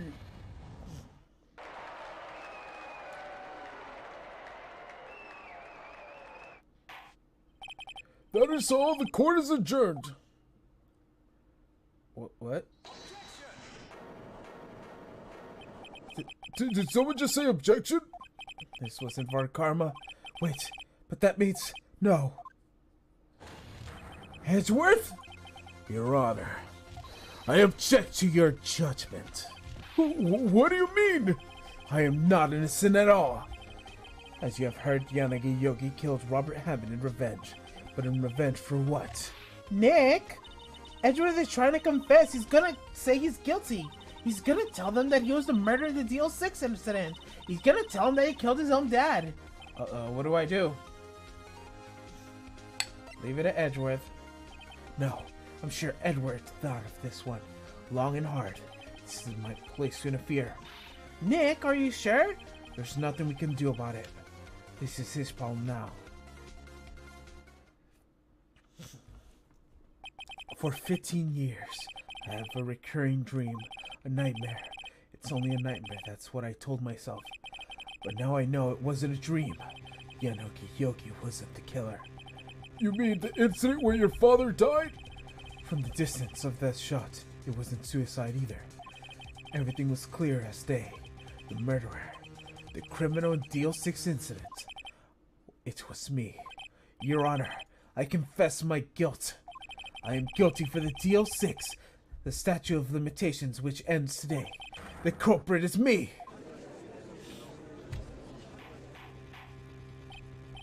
Order! Order! This is certainly unexpected. The defendant declared innocent just confessing to a different crime. A crime which the statute of limitation runs out today. I'm not really sure how I should deal with this. It is obvious. We hold a trial right now. Right here. We tried this man here for the crime of 15 years ago. I think I would like to take a 5-minute recess. During this time, I will consider the appropriate course of action to take. Court is adjourned. December 28th, 2:24 p.m. District Court, Defendant Lobby number 2. I'm sorry, Wright. I've just wasted all your effort. Mr. Edgeworth. Right. What the fuck? Oh no. Mr. Edgeworth, I don't believe it, sir. I mean, you killed your dad? I didn't want to believe it myself, Detective. But it is the truth. I deserve to be punished. Murder is murder, no matter what the circumstances. This is crazy. Just crazy. Nick, what are you doing? Oh, I was just reading through the court records once more. I'm getting my case ready. Get your case for what? Lol.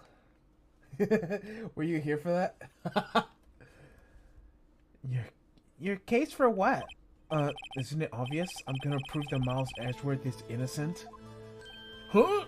What are you talking about, pal? He just admitted it. He confessed that he did it in court. I'm sorry, Edgeworth, but I don't believe that's your nightmare. What? It's just a dream. It's not real. The truth is right here, in this courtroom. In any case, tighten your belts. The real fight is just beginning. I'll prove your innocence. Trust me. Right.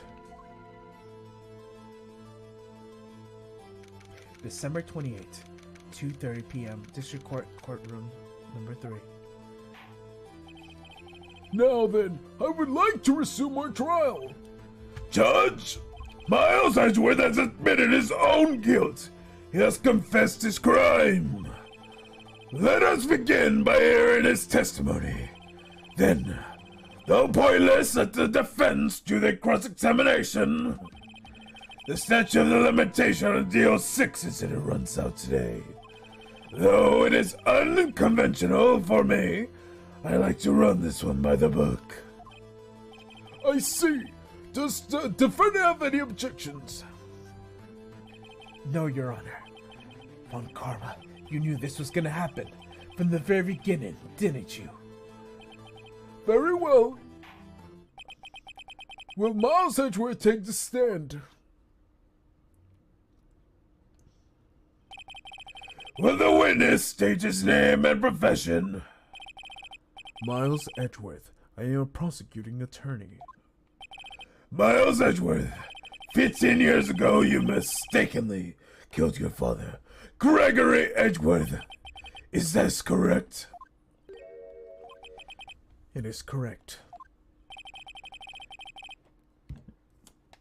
Then testify this matter to the court. When Edward is telling me about his dream yesterday, I noticed something.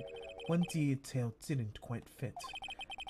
Naturally the key, but only if I can get it to work. Please, please! Let me drink some water.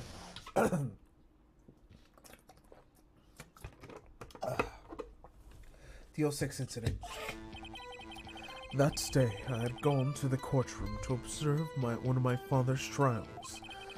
As I had went to leave, as an earthquake struck, tapping us in an elevator. My father, Mr. Yogi, lost his composure and began to argue. Just then, something heavy fell to my feet. I picked it up and threw it at Mr. Yogi. I wanted them to stop fighting. Then moments later, there was a single gunshot, then a scream. It was a terrible scream. I remembered it to this day. That is all. And just now you thought this memory was a dream. We were stuck in the elevator for 5 hours. The oxygen in the elevator ran out and I lost my memory of the event. Bear the same claim Mr. Yogi has made. Very well. Mr. Wright, your cross-examination, please. Yes, Your Honor.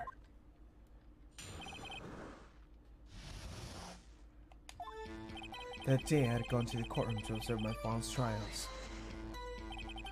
The trial of your father was involved in that day? What trial was your father involved in that day? I don't remember things very clearly. There are two things. I know my father lost, and Von Karma was the prosecuting attorney. Mr. Von Karma, were you handling that case? It was 15 years ago. I don't remember the details. That was when Edgeworth pointed out the problem in Von Karma's evidence. As we went to leave, the earthquake struck, tapping us in the elevator. So there was 3 people, including yourself, trapped in the elevator? Yes, myself, my father, and Yanagi Yogi. We were fine at first, but then as time passed, no one came to help. My father and Yogi lost their composure and began to argue. What did you do then? It was a 9-year-old boy at the time. What could I do? I was scared, trembling in a corner. But then...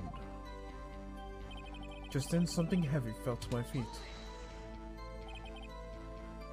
What was it? A pistol. I assumed it was the bailiff Yanagi-Yogi's. The safety must have been off when it fell from the hoister. And you picked it up? What happened next? I picked it up and threw it at Mr. Yogi. I wanted them to stop fighting. Did you know that it was a pistol that when you threw it? I think I knew. I knew it was dangerous, but the air was getting so thick I panicked. So you're saying you threw the pistol at Mr. Yogi? I was in a daze. A moment later, I was heard a single gunshot and scream.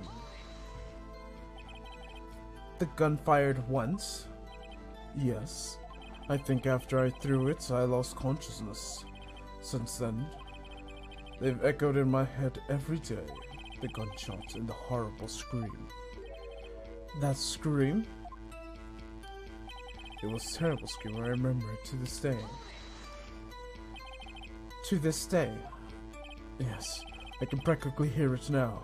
I don't think I could ever forget that scream as long as I can live. There it is. One part of the testimony clearly contradicts the evidence, but I don't know what it means. I better find out about this and quickly. Alright.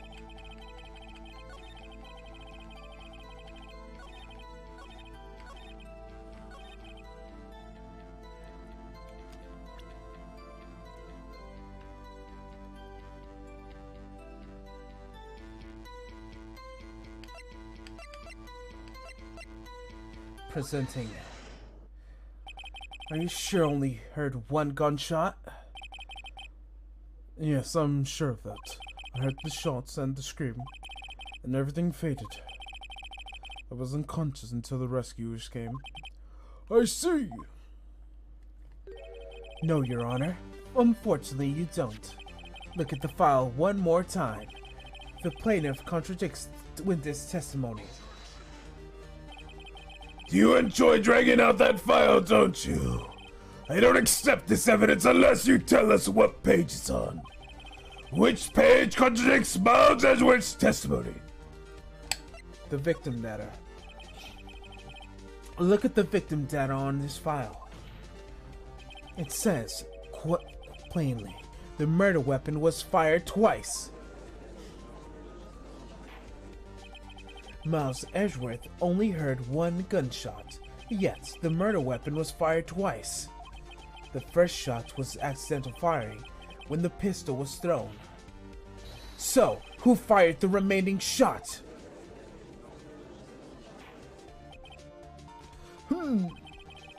Was there perhaps a second shooter who fired the second shot?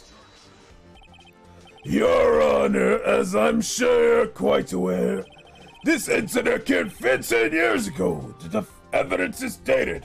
The pistol did fire twice. However, we do not know when the second shot was fired.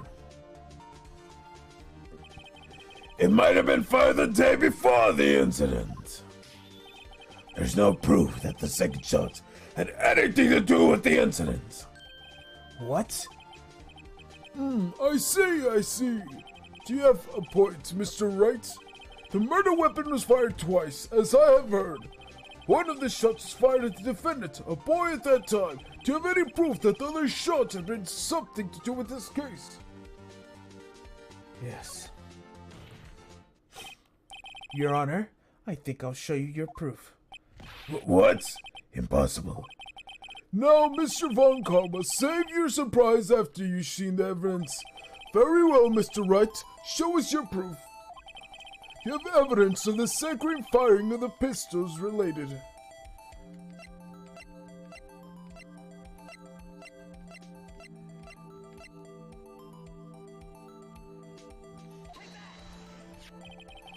Look at this photograph. Look at this photograph. This photograph is the scene of the crime 15 years ago. I could see the victim lying there as Gregory Edgeworth. The proof of the murder weapon is fired twice at this moment of the incident. The photo proves it. So, let me get this straight. The photo proves 2 shots were fired. Where? Your Honor, please get a clue. Show the judge the country. It's obviously that because the bullet was still inside him. And it should be obvious. The contradiction is here. I see a bullet hole in the door. Your Honor, Gregory Edgeworth was killed by shots from a pistol. Yet, there was a bullet hole in the elevator door. We also know the murder weapon was fired twice. Thus, someone other than Edgeworth fired the second shot. Order! Order! Mr. Wright, what are you driving at? It's simple, Your Honor.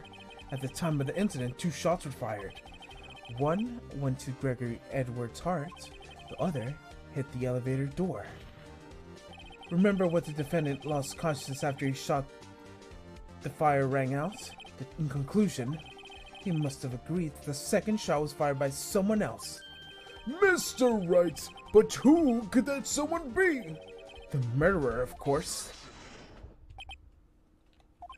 I knew you should have stepped in before your wild fantasies got out of hand. Mr. Wright, look once more at the DO6s in the case file. Look closely. Try the case summary page. The case summary is on page 1. Look what's written there. Not a single clue was found on the scene. If the pistol has indeed been shot 2 times, the other bullet would have been discovered on the scene. He does have a point. The second bullet was never found. Why? Because the second bullet does not exist! The bullet that claimed Gregory Edgeworth's life was one shot by his own son. That is the truth of the matter. The whole truth. It is undoubtedly something else that made the bullet hole in the door. Order! I will have order! Mr. Wright has proven one thing to us quite clearly. That the murder weapon was fired twice in the time of the incident. However, that Mr. Markova says the second bullet fired was not found. It is highly likely that the police merely overlooked the second bullet. So, all we have is a single bullet fired. I'm afraid that we have to discount the defendant's claim. Tis. I praise the judge for this wisdom on the matter. God, how can this happen?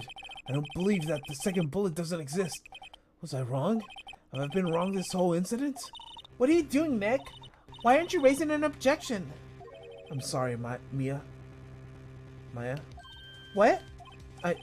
It looks like I was wrong. Nick? If the second bullet wasn't there, then my conjectures are for nothing. No. But you just do it, Nick. You just said you'd get Edward declared innocent. I'm sorry. It's just, when I saw the photograph, I thought 2 shots had been fired. I'm so certain of it. I thought I'd won. I thought there was another person. Someone else who fired this killing shot.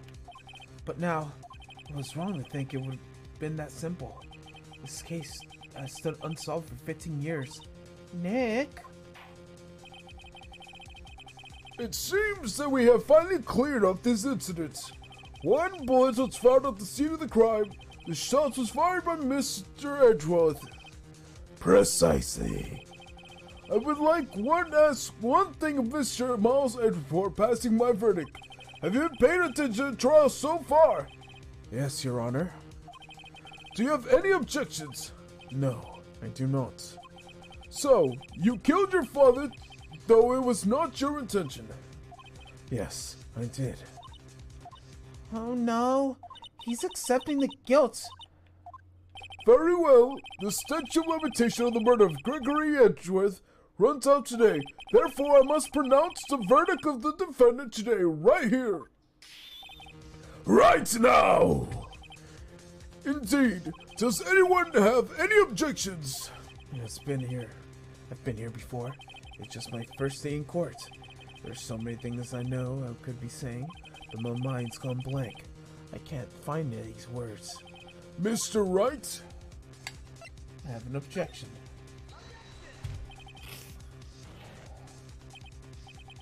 Your Honor, I object. Tisk.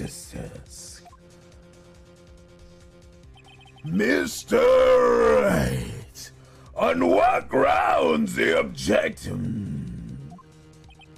Oof. Nick? I don't know. This case is perfect. Oh no. God. It must exist. The second bullet. What? What did you say? Nothing. The second bullet must exist. But where? Someone took it. It seems like not going to produce us any answers, Mr. Wright. Wait, Your Honor. The second bullet, it existed. What? But you just heard proof that it did not exist. I realize, Your Honor. I'm just gassed here. It's just someone took it from the scene of the crime. That's what happened. But who? The murderer. The murderer? Then tell us who this murderer is. I'm still thinking about that one. So the criminal took the second bullet, but why? First of all, how could they have found it? It's not easy to find a stray bullet, Mr. Wright. Was there some pressing need for the murderer's search for the bullet?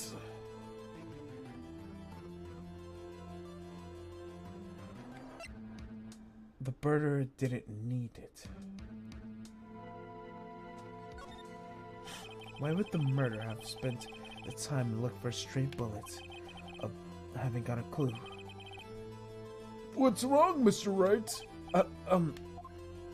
The murderer had no reason to take the bullet. You don't want to admit it, but it's true. Had to take it. The murderer? What does that mean? You're thinking too normal. Think crazy. Don't you think why the bullet was taken? Think why the bullet had to be taken. Mr. Wright! Yes, Your Honor? I have no idea what I'm doing. Well, the murderer had no intention of taking the bullet from the scene, but the murderer had to take the bullet. Had to, Mr. Wright? What do you mean? Well, for instance what? That maybe the bullet, hit the murderer? The bullet hit the murderer?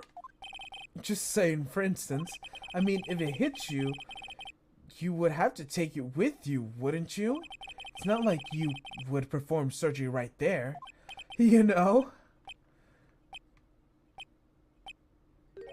Wait a second. I was just talking from the top of my head. But what if that's what really happened? Let me get this straight. So at the time of the murderer themselves was shot and left with the second bullet still inside them, thus leaving only one bullet at the scene of the crime. Yes, I guess that's how it would work, yes? But there's a problem with that. The other two people rescued from the elevator. My sister and Yannick were both unharmed. So that would mean the murder came from outside, yes.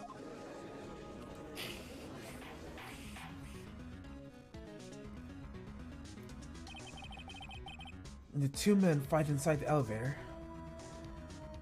Trying to stop them, the boy picks up the pistol at his feet and throws it. The pistol discharges and the bullet goes through the elevator door and hits the murderer outside. The boy loses consciousness. Then the murderer opens the elevator door and sees the men inside.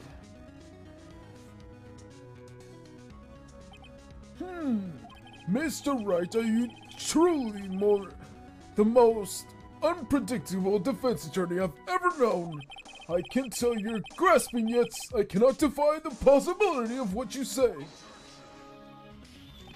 What are you saying? Deny it! Deny it! No one is involved with this incident was wounded. There was no murderer. No one was wounded at the time of the incident. He's right. I can't think of anyone. Hey, Nick! Huh? I just thought of something really crazy. Crazy? Remember that Mr. Grossberg said yesterday? Gregory Edwards announced his blow to his perfect trial record. Wow. It must be quite a shock for Von Karma. He took a vacation for several months after that, you see. Yes, an unusual effect for the man. That was the first and the last vacation he's taken in many years of prosecuting. What if Von Karma didn't take a vacation because of shock, but took it because he was injured? Which would mean It could only mean one thing. he was the murderer in the DO6 incident. He was the man who shot Gregory Edgeworth. It was Von Karma. Oh man. Something wrong, Mr. Wright? You seem dazed. Oh no, Your Honor. Well, you haven't indicated the possibility of the murder came from outside. Can you give us the name of your suspect? Oh no. Should I come out and say it now? Say it now. Your Honor, the suspect is our lone... The suspect's one... There's one suspect. One lone suspect. Well, this is certainly interesting news. Very well, Mr. Wright. Who is your suspect? My hands are shaking. What?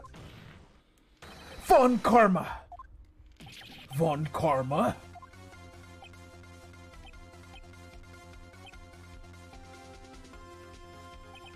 You mean the Von Karma, the prosecutor, the one standing right over there?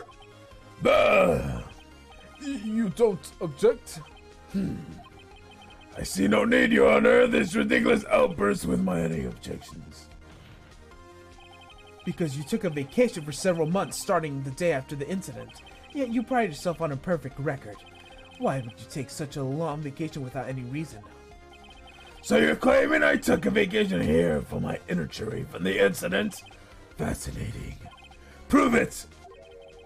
I would have no need surgery. I would have need surgery, no. Where did I go under the knife at, Mr. Wright? Bring the doctor that operated on me. Have him testify. Nick, let's find out who this doctor is. It's no use. Edgeworth! I know Von Karma perhaps too well. He's perfect. He wouldn't leave clues. He probably didn't undergo surgery. That would leave the doctor as a witness. Nobody's that perfect. So, what, Nick? Did Von Karma put the bullet out himself? That's insane. No, he couldn't have. You couldn't have pulled bullets out yourself. Wait, what does that mean? That bullet has to be somewhere, but where?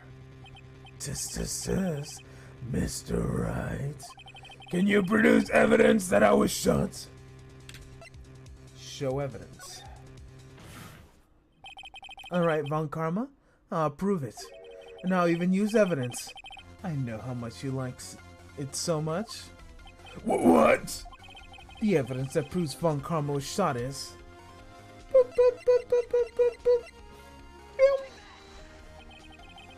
Von Karma is perfect. He wouldn't risk surgery, leaving an evidence trail. So then, I ask, where is the bullet now? I think it's unlucky that Von Karma performed surgery on himself. You don't mean... I do. There's a possibility that the bullet inside is still inside of Von Karma. Is that even possible for all these years? Well, there's only one way to find out. We could use this metal detector. Well, Von Karma, I'm gonna run this over you and see what we find.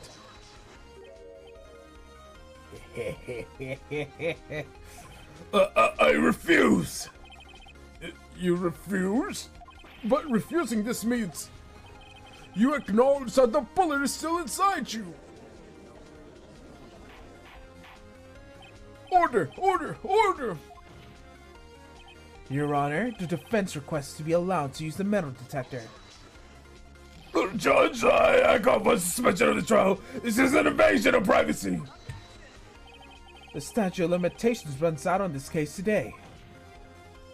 As you who said, we have to end this right here, right now. Enough! I permit the use of the metal detector. Mr. Von Karma, you will submit yourself to testing. Nick, what does this mean? I don't know, but we have to give this a shot.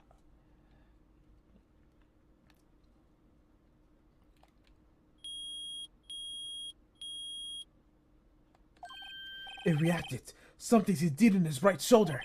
The bullet. Mr. Von Karma? You. It was you. I was afraid this would happen. So I remained silent. Indeed, there is a bullet in my shoulder. However, it has nothing to do with this incident. What? I was shot in the shoulder long before the DL6 incident. I claim that this bullet in my shoulder has no relation to DL6. But, Mr. Von Karma, can you prove that? Prove? I have no obligation to prove anything. It is Mr. It is Mr. Wright who must prove something here, not I. Mr. Wright? Well, can you prove it? Can you prove that the bullet in Von Karma's shoulder is a DL6? Of course he can't. You don't have any DL6 evidence. That's because you took it out of the records room yesterday. With no proof, you can't convict me of any crime. So sorry, Mr. Wright. No, I'm the one who's sorry, Mr. Von Karma. What? You were close, one day away from freedom. But you see, I have proof. What? Who would have thought you would dig your own grave trying to convict Edgeworth? I can link the bullets in your shoulder to the DL6 incident. And here's the final proof.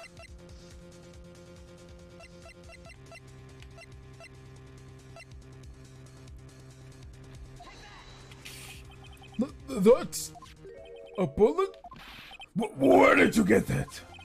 It's the bullet used in the DL6 incident. It was taken from the heart of the victim, Mr. Gregory Edgeworth. The bullet is preserved quite nicely with the ballistics marking intact. What ballistic markings? You may recall the term. It came up in the first trial 2 days ago. Ballistic markings are the fingerprints of a weapon. All bullets fired from a gun are marked with weapon's unique pattern. But examining the markings, you will tell which weapon fired the bullet. This is quite accurate.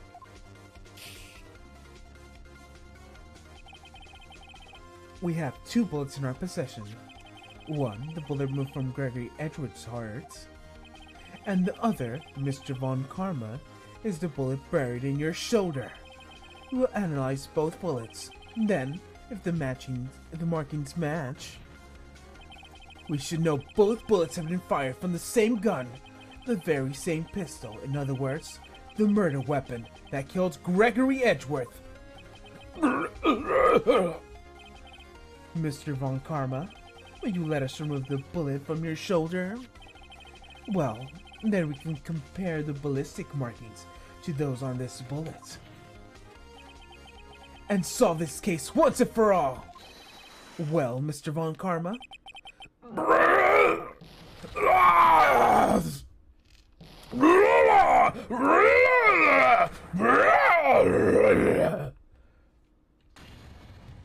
That scream! I've heard that scream before! Wait, I know. Help! I can't breathe! Quiet, I said quiet. You're not making this any easier. Stop breathing my air. Stop breathing my air! I'll stop you! Stop breathing my air! Get away! Get away from Father!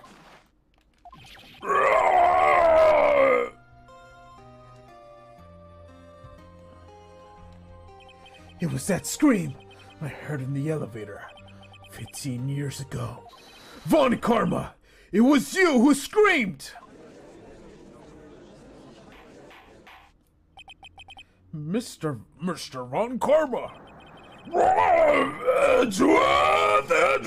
Only you could dare defy me! So it was you.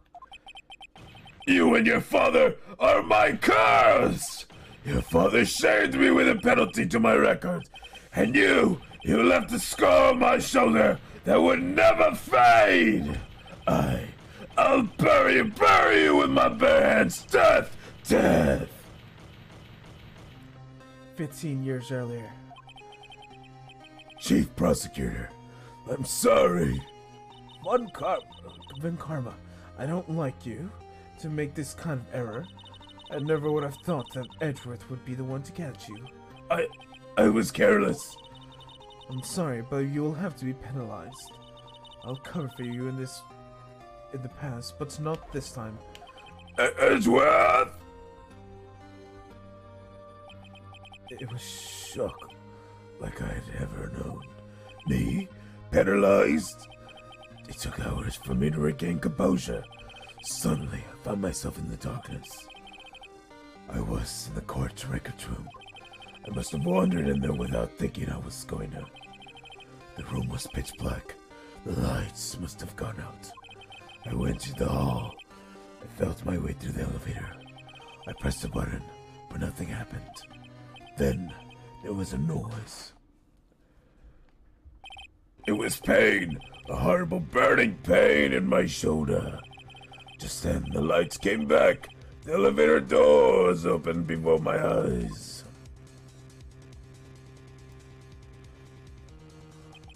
I saw 3 people inside, all lying unconscious with oxygen deprivation. Much to my surprise, a pistol lay at my feet. I knew then it was my destiny.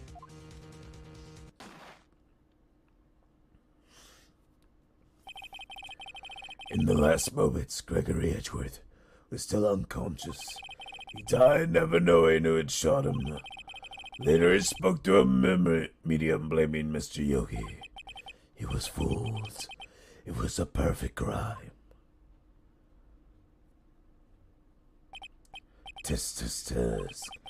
Who would have thought that another man would have come open the elevator door? Judge? What? What are you doing? Do your job, bring an end to this miserable charade. Now, end it! Very well.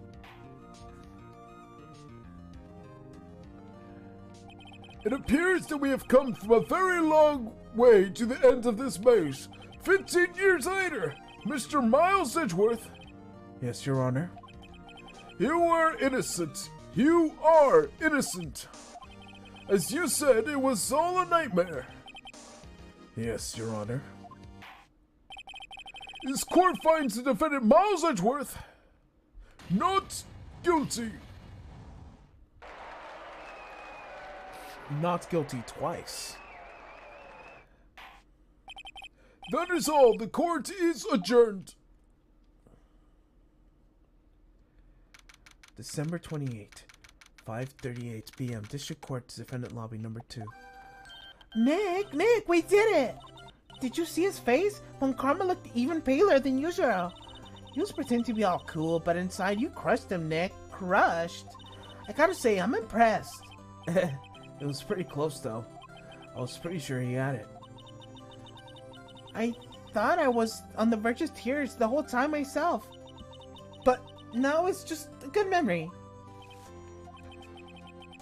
So it's finally over, Edgeworth. Right? Yeah? I'm not sure how to say this. I know. Try thank you. I see. Thank you, Wright. You're welcome. I think you could have done that better than that. Sorry. I'm not that good at that sort of thing. You have a lot to learn, Edgeworth. She's got you there. Amazing, pal. You pulled through like I thought you would. Amazing, pal. You pulled through it like I thought you would. I never thought this how you were, pal. And tonight, let's party. Dinner on me. Yeah, my salary went down a bit this month, but who cares? Mr. Edgeworth, you should take a lesson from Mr. Gumshoe. That's how you say thank you. I see. Whoa! I feel foolish. Don't worry, take it a little at a time. You'll get used to it. It's been 15 years, and I've seen Edgeworth this unguarded. Hey, y'all. Lotta. Yo, we're great in there. Thank you. Yo, Edward, congrats. Thank you, y'all, very much. I knew you were innocent from the start, of course. Just look at you. You wouldn't stick your hand in the cookie jar even if no one was there. You were a witness on the first day of the trial, weren't you? Yeah, well, let bygones be bygones, eh? Speaking of which, what are you doing now, Lotta?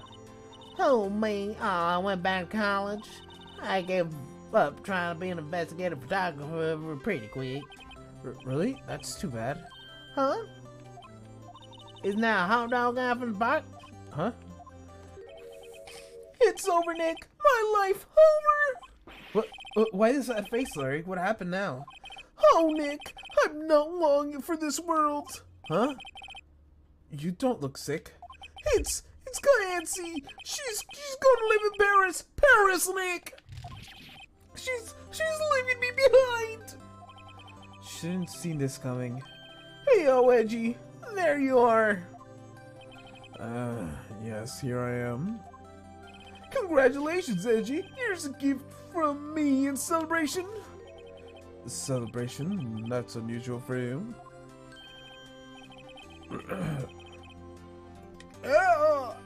Harry Blitz, you come along tonight too, my treat, pal.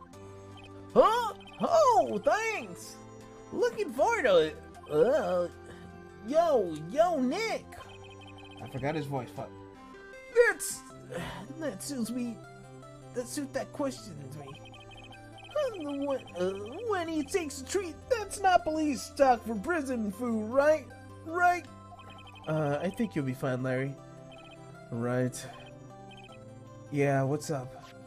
That envelope that Larry gave me, it's got money in it. Well, yeah, it's not that strange. People give money away for celebrating sometimes. It's $38, right? Huh? What a weird amount. I mean, it's not a little, but it's not a lot either. Wait, $38 exactly? Nick! Wasn't that exactly the amount of lunch money that was stolen from Mr. Edgeworth in school? 38? No. No! Larry, it was you! What are you so surprised about, right? Huh? Larry was absent that day from school, right? But it doesn't automatically rule him out as a suspect. What? Think back to the day 15 years ago. Larry took the day off because he was bored, so he came in to school anyways. He saw the money lying there, and the rest is history. I was never that good at history. Edgeworth, you didn't know, did you? I suspected. I just couldn't picture Larry protected you like he did that day. Everyone was saying you did it. The whole class was against you, remember? Yeah, too well. Right, you may not know this, but we used to have a saying back in school, when something smells, it's usually the butts. I know. Really, right. I'm surprised you didn't figure it out. Well, I'm sure it's unexpected turn of events, huh? Edgeworth.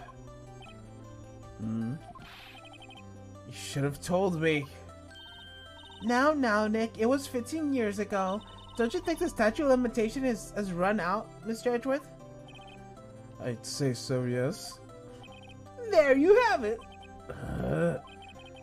Where does he have to leave me? I became a defense attorney because of you two did. Well, you have always been something of an unsufferable emotionalist. Yeah, and you worked up too easily, too. Death. A death sentence for both of you. Man, if I'd known, I'd have been a prosecutor. The same goes for me, only the other way around. For the longest time, I thought I might have killed my own father. I thought I might have been a criminal. I became a prosecutor and part of my punishment myself. If I had known the truth, I might have become a defense attorney after all. Edgeworth, want to switch right? Hey, y'all. Line up and take a photo. Hey, photo time. Let's go. And after all that dinner, Natalie... You didn't have dinner. Detective Gumshoe took us out on the town that night. We celebrate Edgeworth's newfound freedom, even though Edgeworth himself was still in detention. That's hilarious. We're just partying, meanwhile fucking Edgeworth is just in jail, like, What about me, though? That's hilarious. Was it another Maya murder? Whoa, I went a little overboard yesterday. My head hurts. It's only 5? Maybe I should go back to sleep. What's this? A letter? Good morning, Nick. You were really impressive yesterday. Seeing you, it made me think about what I was doing here. I'm a spirit medium, and training, of course. I wanted to help Mr. Edward, too. I wanted to help you, but I couldn't. I was useless. So I've decided to go back to my training. I'll be a full-fledged spirit medium for starters. I couldn't say it to your face, so I left this letter. Goodbye, Nick. Goodbye? What time is it? The first train in the mountains already left. To the station?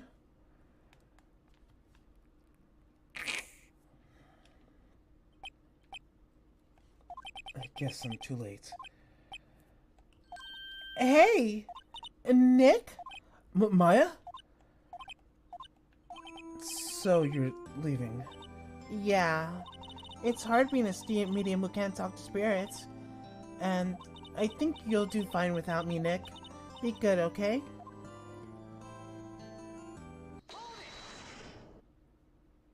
Wait! What? I never could have saved Edgeworth without your help.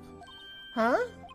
On the last day of the trial, I heard Maya's voice. Mia's voice. You heard my sister? Yes, only her voice, but still. I was at that very end when I thought we'd lost everything. Well, that's my sister for you. Detective Gumshoe helped, and Mr. Grossberg, and even Larry. I'm the only one who couldn't help. I was useless, Nick. But you're the one who stopped Von Karma, Maya. Huh? I didn't do anything. All I did was wander around in a daze. Sorry, but I have evidence that you helped. Evidence?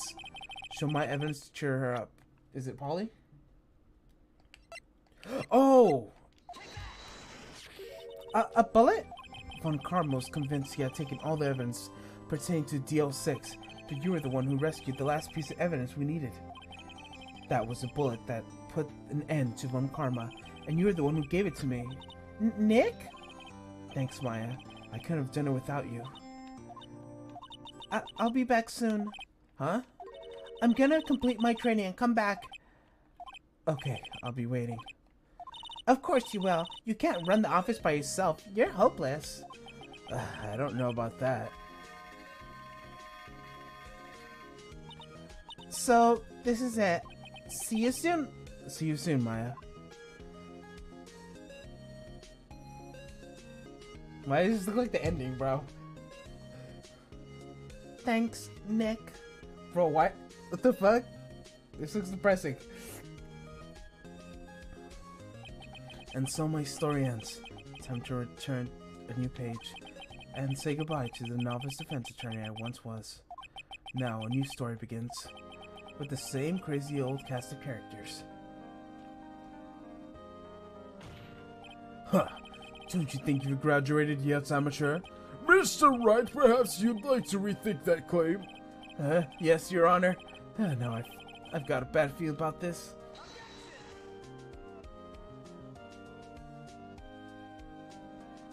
Concept script direction, Sue Takayumi. Wait. Hey, pal. Mr. Edward came down to the precinct to wish you a happy new year. Talk about a place right. Whoop, Detective Gunshoe. Then the gun ho to his head, low and went away. Kind of like he was embarrassed or something. Strange, huh? Wait, is this the ending? What?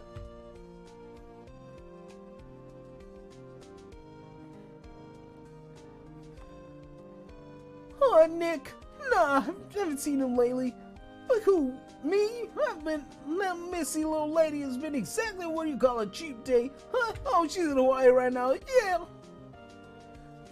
Fuck it, another model. Tatsuri Iwamoto.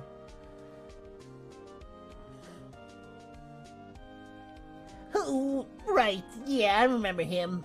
I heard he's pretty busy lately. You know, not to ring my own bell, but I sort of taught him everything he knows. I'm sure he's grateful.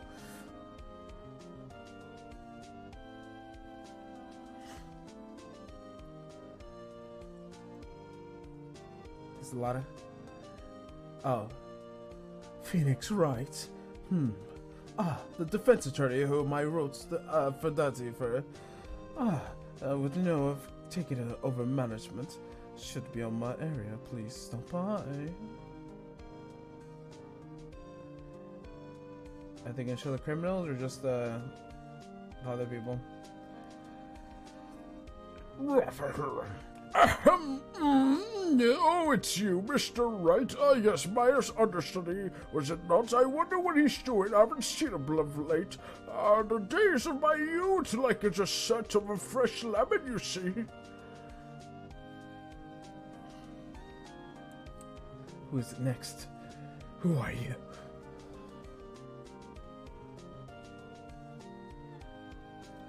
Phoenix Wright? Is it an actor? Well, I'm not buying it. You can't be a star named Phoenix. That's not the voice I gave her.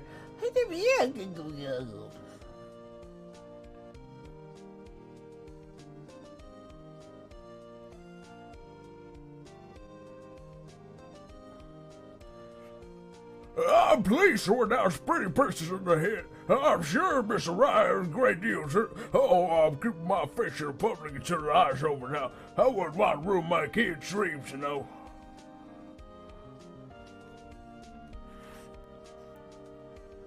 Mr. Hercule.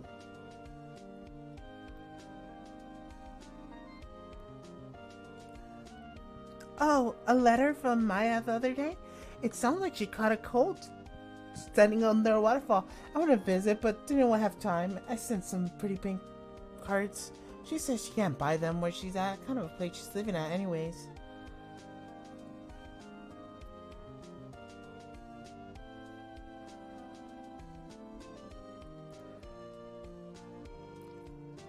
Right? Who's that? You want to talk? Let's talk Pretty Princess, alright? But, you know, I snuck into the studio the other day.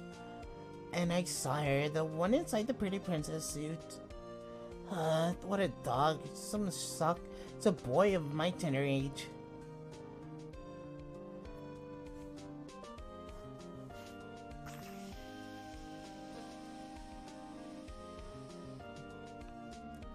Yeah, I remember Mr. Wright. He's a lower guy. Me, I'm a trained to become a paranormal photographer. You know that pitch took everyone I well just behind me, just a ghost. For real, now it's entirely not gonna show Phoebe famous.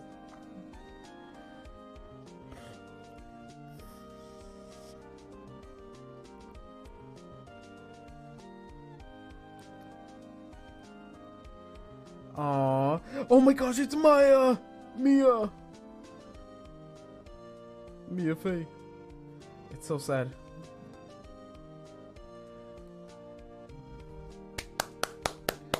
Such a magnificent game. Excuse me, what? Turnabout goodbyes. Achievement unlocked. A brand new episode has been unlocked.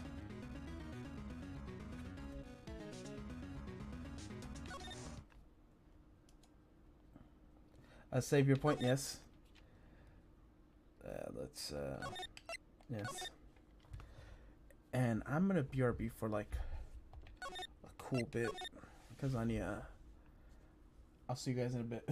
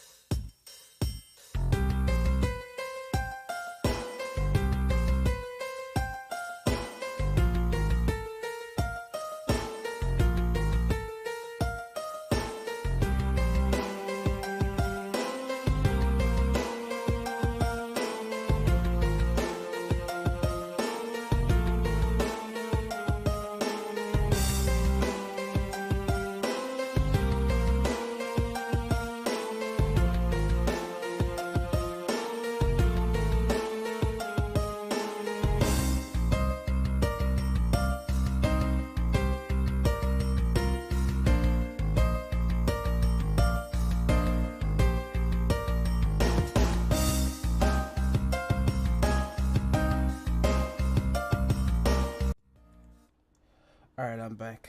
And I'm gonna see if I can put my thing back on.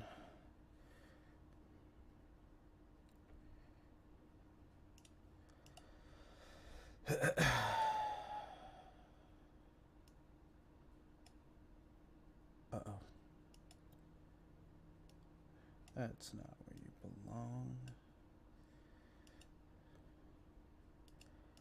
There you go.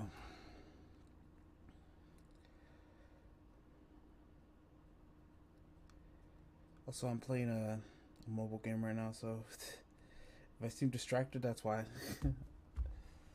In the time that I was, what's it called? Went missing.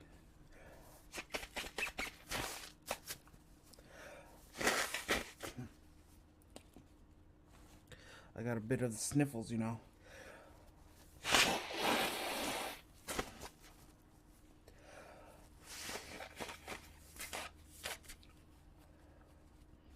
Damn, bro.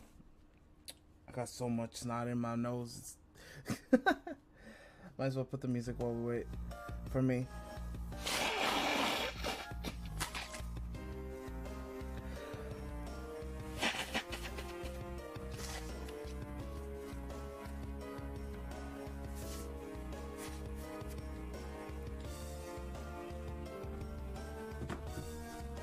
Alright. We are finally back.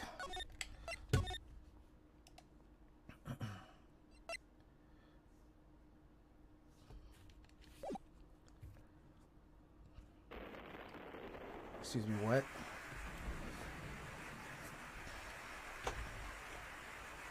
Batman? Is that you?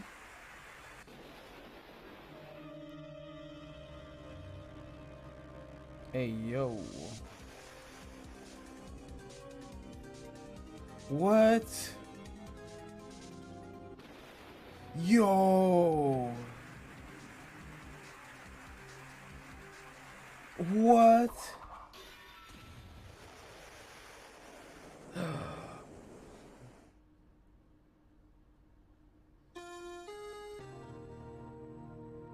What is going on? It's been 2 months since Maya left the office. It's 2 months since a single trial. I had offers, but none I took. That's it. Until that day the girl showed up. February 22, 10:02 a.m. Wright & Co. law offices. Why do I come here to the office every day? It's not like I want to work. There you are, finally. Where have you been? My sister's trial is tomorrow. Who are you? It doesn't matter who I am. It only matters who you are.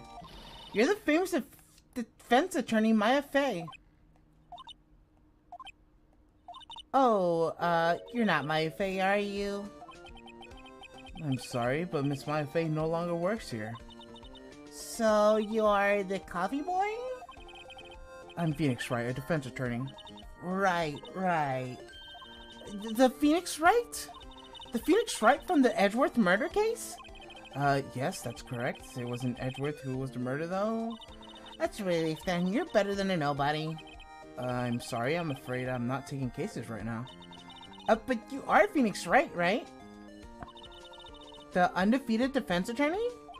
Look, I'm not accepting any new cases. I'm sorry, but you're gonna have to try elsewhere. Please? I'm out of time. But... Please, you have to help. It's my sister.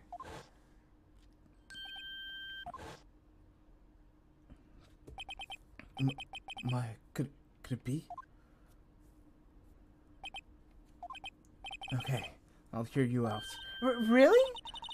Thank you so much. My name is Emma Sky.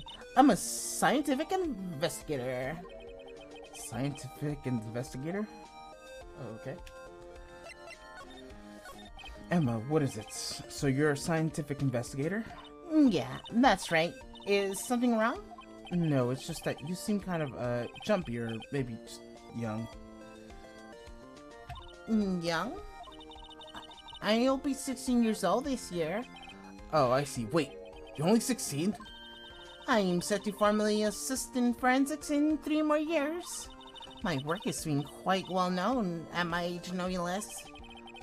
So what exactly is your current position then? Legally speaking, I guess you'd call me an 11th grader. But I'm ready to do my job at my age, no less. Great. Another future professional in training.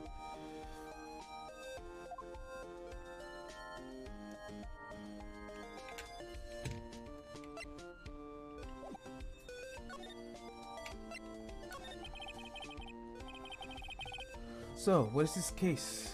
You said the trial's tomorrow? My sister didn't do it. She couldn't stab someone with a knife. She wouldn't. So, it's a murder case. I don't care if there's a witness who saw her do it. She didn't do it. I know she didn't do it. It's scientific fact. And there's a witness? You just talk to her. You have to talk to her. Right, I suppose I will. I promise her I'll bring Maya Faye, but... That's interesting.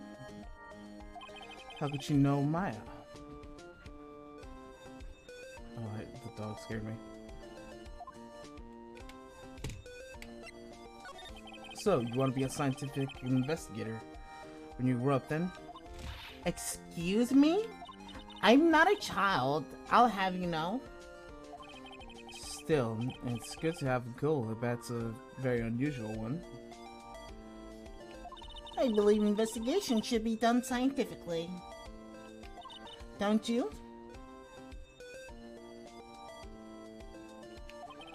Yeah. She can't fault her for lack of enthusiasm. This case is handled scientifically. I'm sure my sister's name will be cleared. Your sister? I've been doing research, you know. I'm developing a new scientific method for the case investigation. I'll show you when I'm done. I'm looking forward to it. Guess I should get down to the detention center and talk to your sister. My sister asked for Mia specifically. This Mia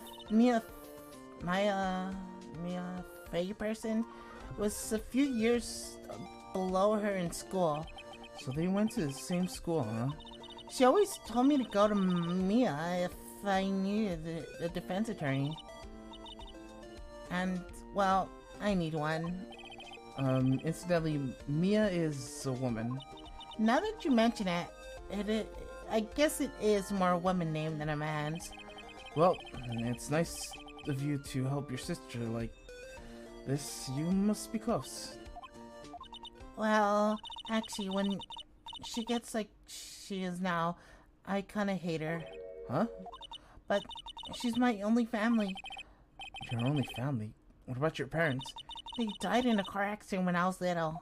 Oh, I'm sorry. Alright, I guess we're gonna go to the detention center. February 22, detention center. Visitors room. I wonder what's wrong with Emma. She got all quiet all of a sudden as soon as we arrived. Card. Thought I told you I didn't want visitors. Sorry, madam. It's just your sister. No excuses. Or did you not want to raise this year, Understood, madam. Ooh, what was that all about? Hi, Lana. Funny. I seem to specifically tell you not to come here. Perhaps my memory is failing. Look, I didn't want to come here either, okay? But your trial's tomorrow and you still don't have a defense attorney. I'll be in court tomorrow. This has nothing to do with you, Emma.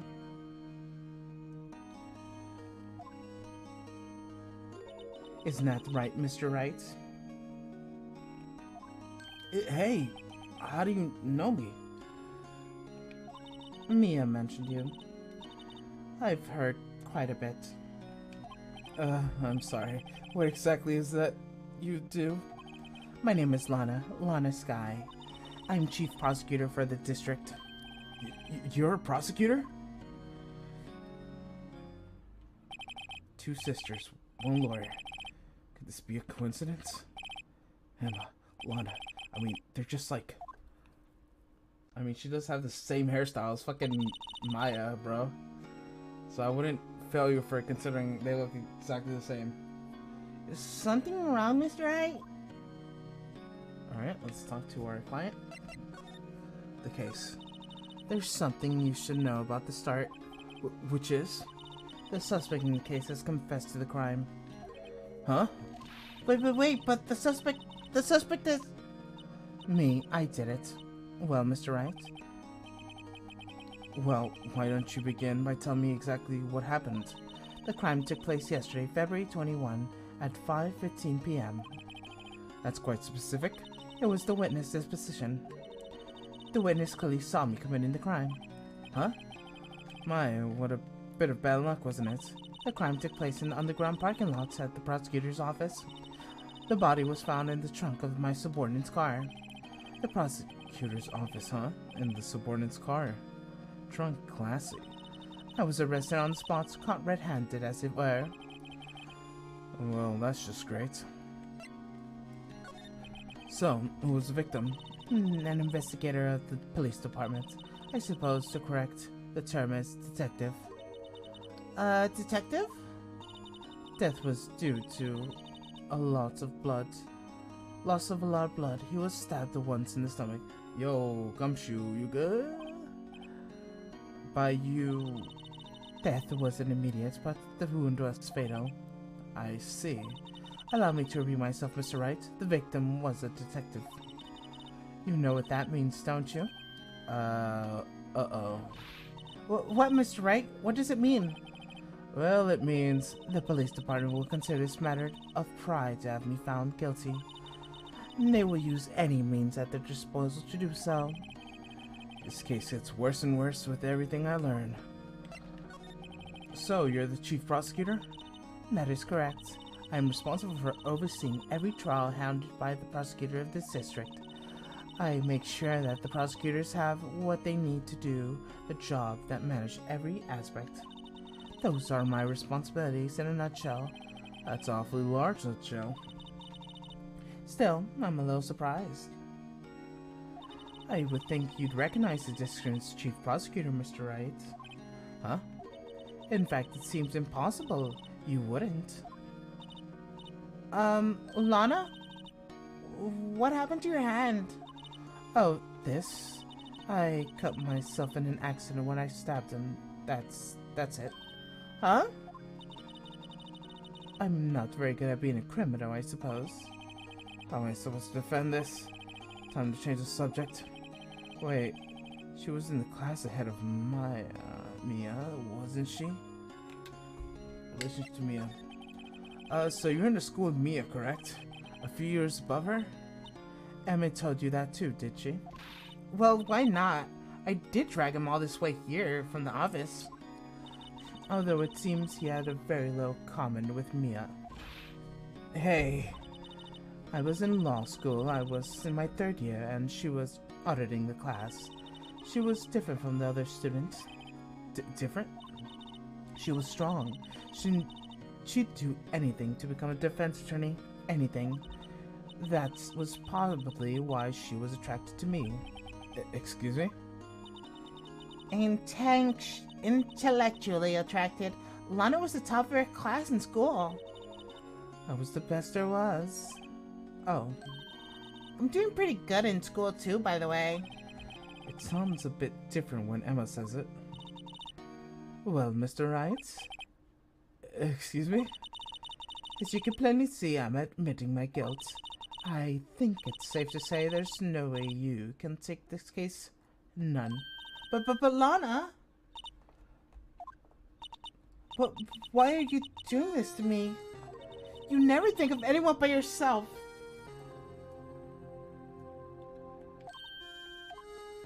I know you didn't do it, Lana. I know. So you can say you... So how can you say you did? If I lose you, I'll be all alone. I hate you, Lana. Mr. Wright? Yes? I believe our discussion here has ended. The rest, I leave to you. You mean you're requesting my services as your defense? Don't lose any sleep over it. You're a client as convinced after all. This case is over. Right. I'll do what I can to get to the bottom of this. Vaughn has confessed to a crime, yes. And something doesn't fit. I feel like either she is like saying she committed a crime because she's protecting her sister, because like blackmail or something, or like they're gonna like kill him if you don't, we'll kill your sister, or like what's it called, one of her associates, like her juniors, are like, they kill him, like, oh no, I'll take the fall for you, like you have a promising career or something like that, or like she killed him but like she didn't kill him, you know what I'm saying? Like she stabbed him but like he was still alive, someone else killed him afterwards, if that makes any sense. I feel like that's what happened. I feel like that was a technical loophole to like release someone. Technically you committed assault, but you didn't commit murder, you committed attempted murder. I don't know if that's worse or not, but yeah, I feel like that's gonna be what happens in this case. I'm already predicting things, even though I've never actually played this.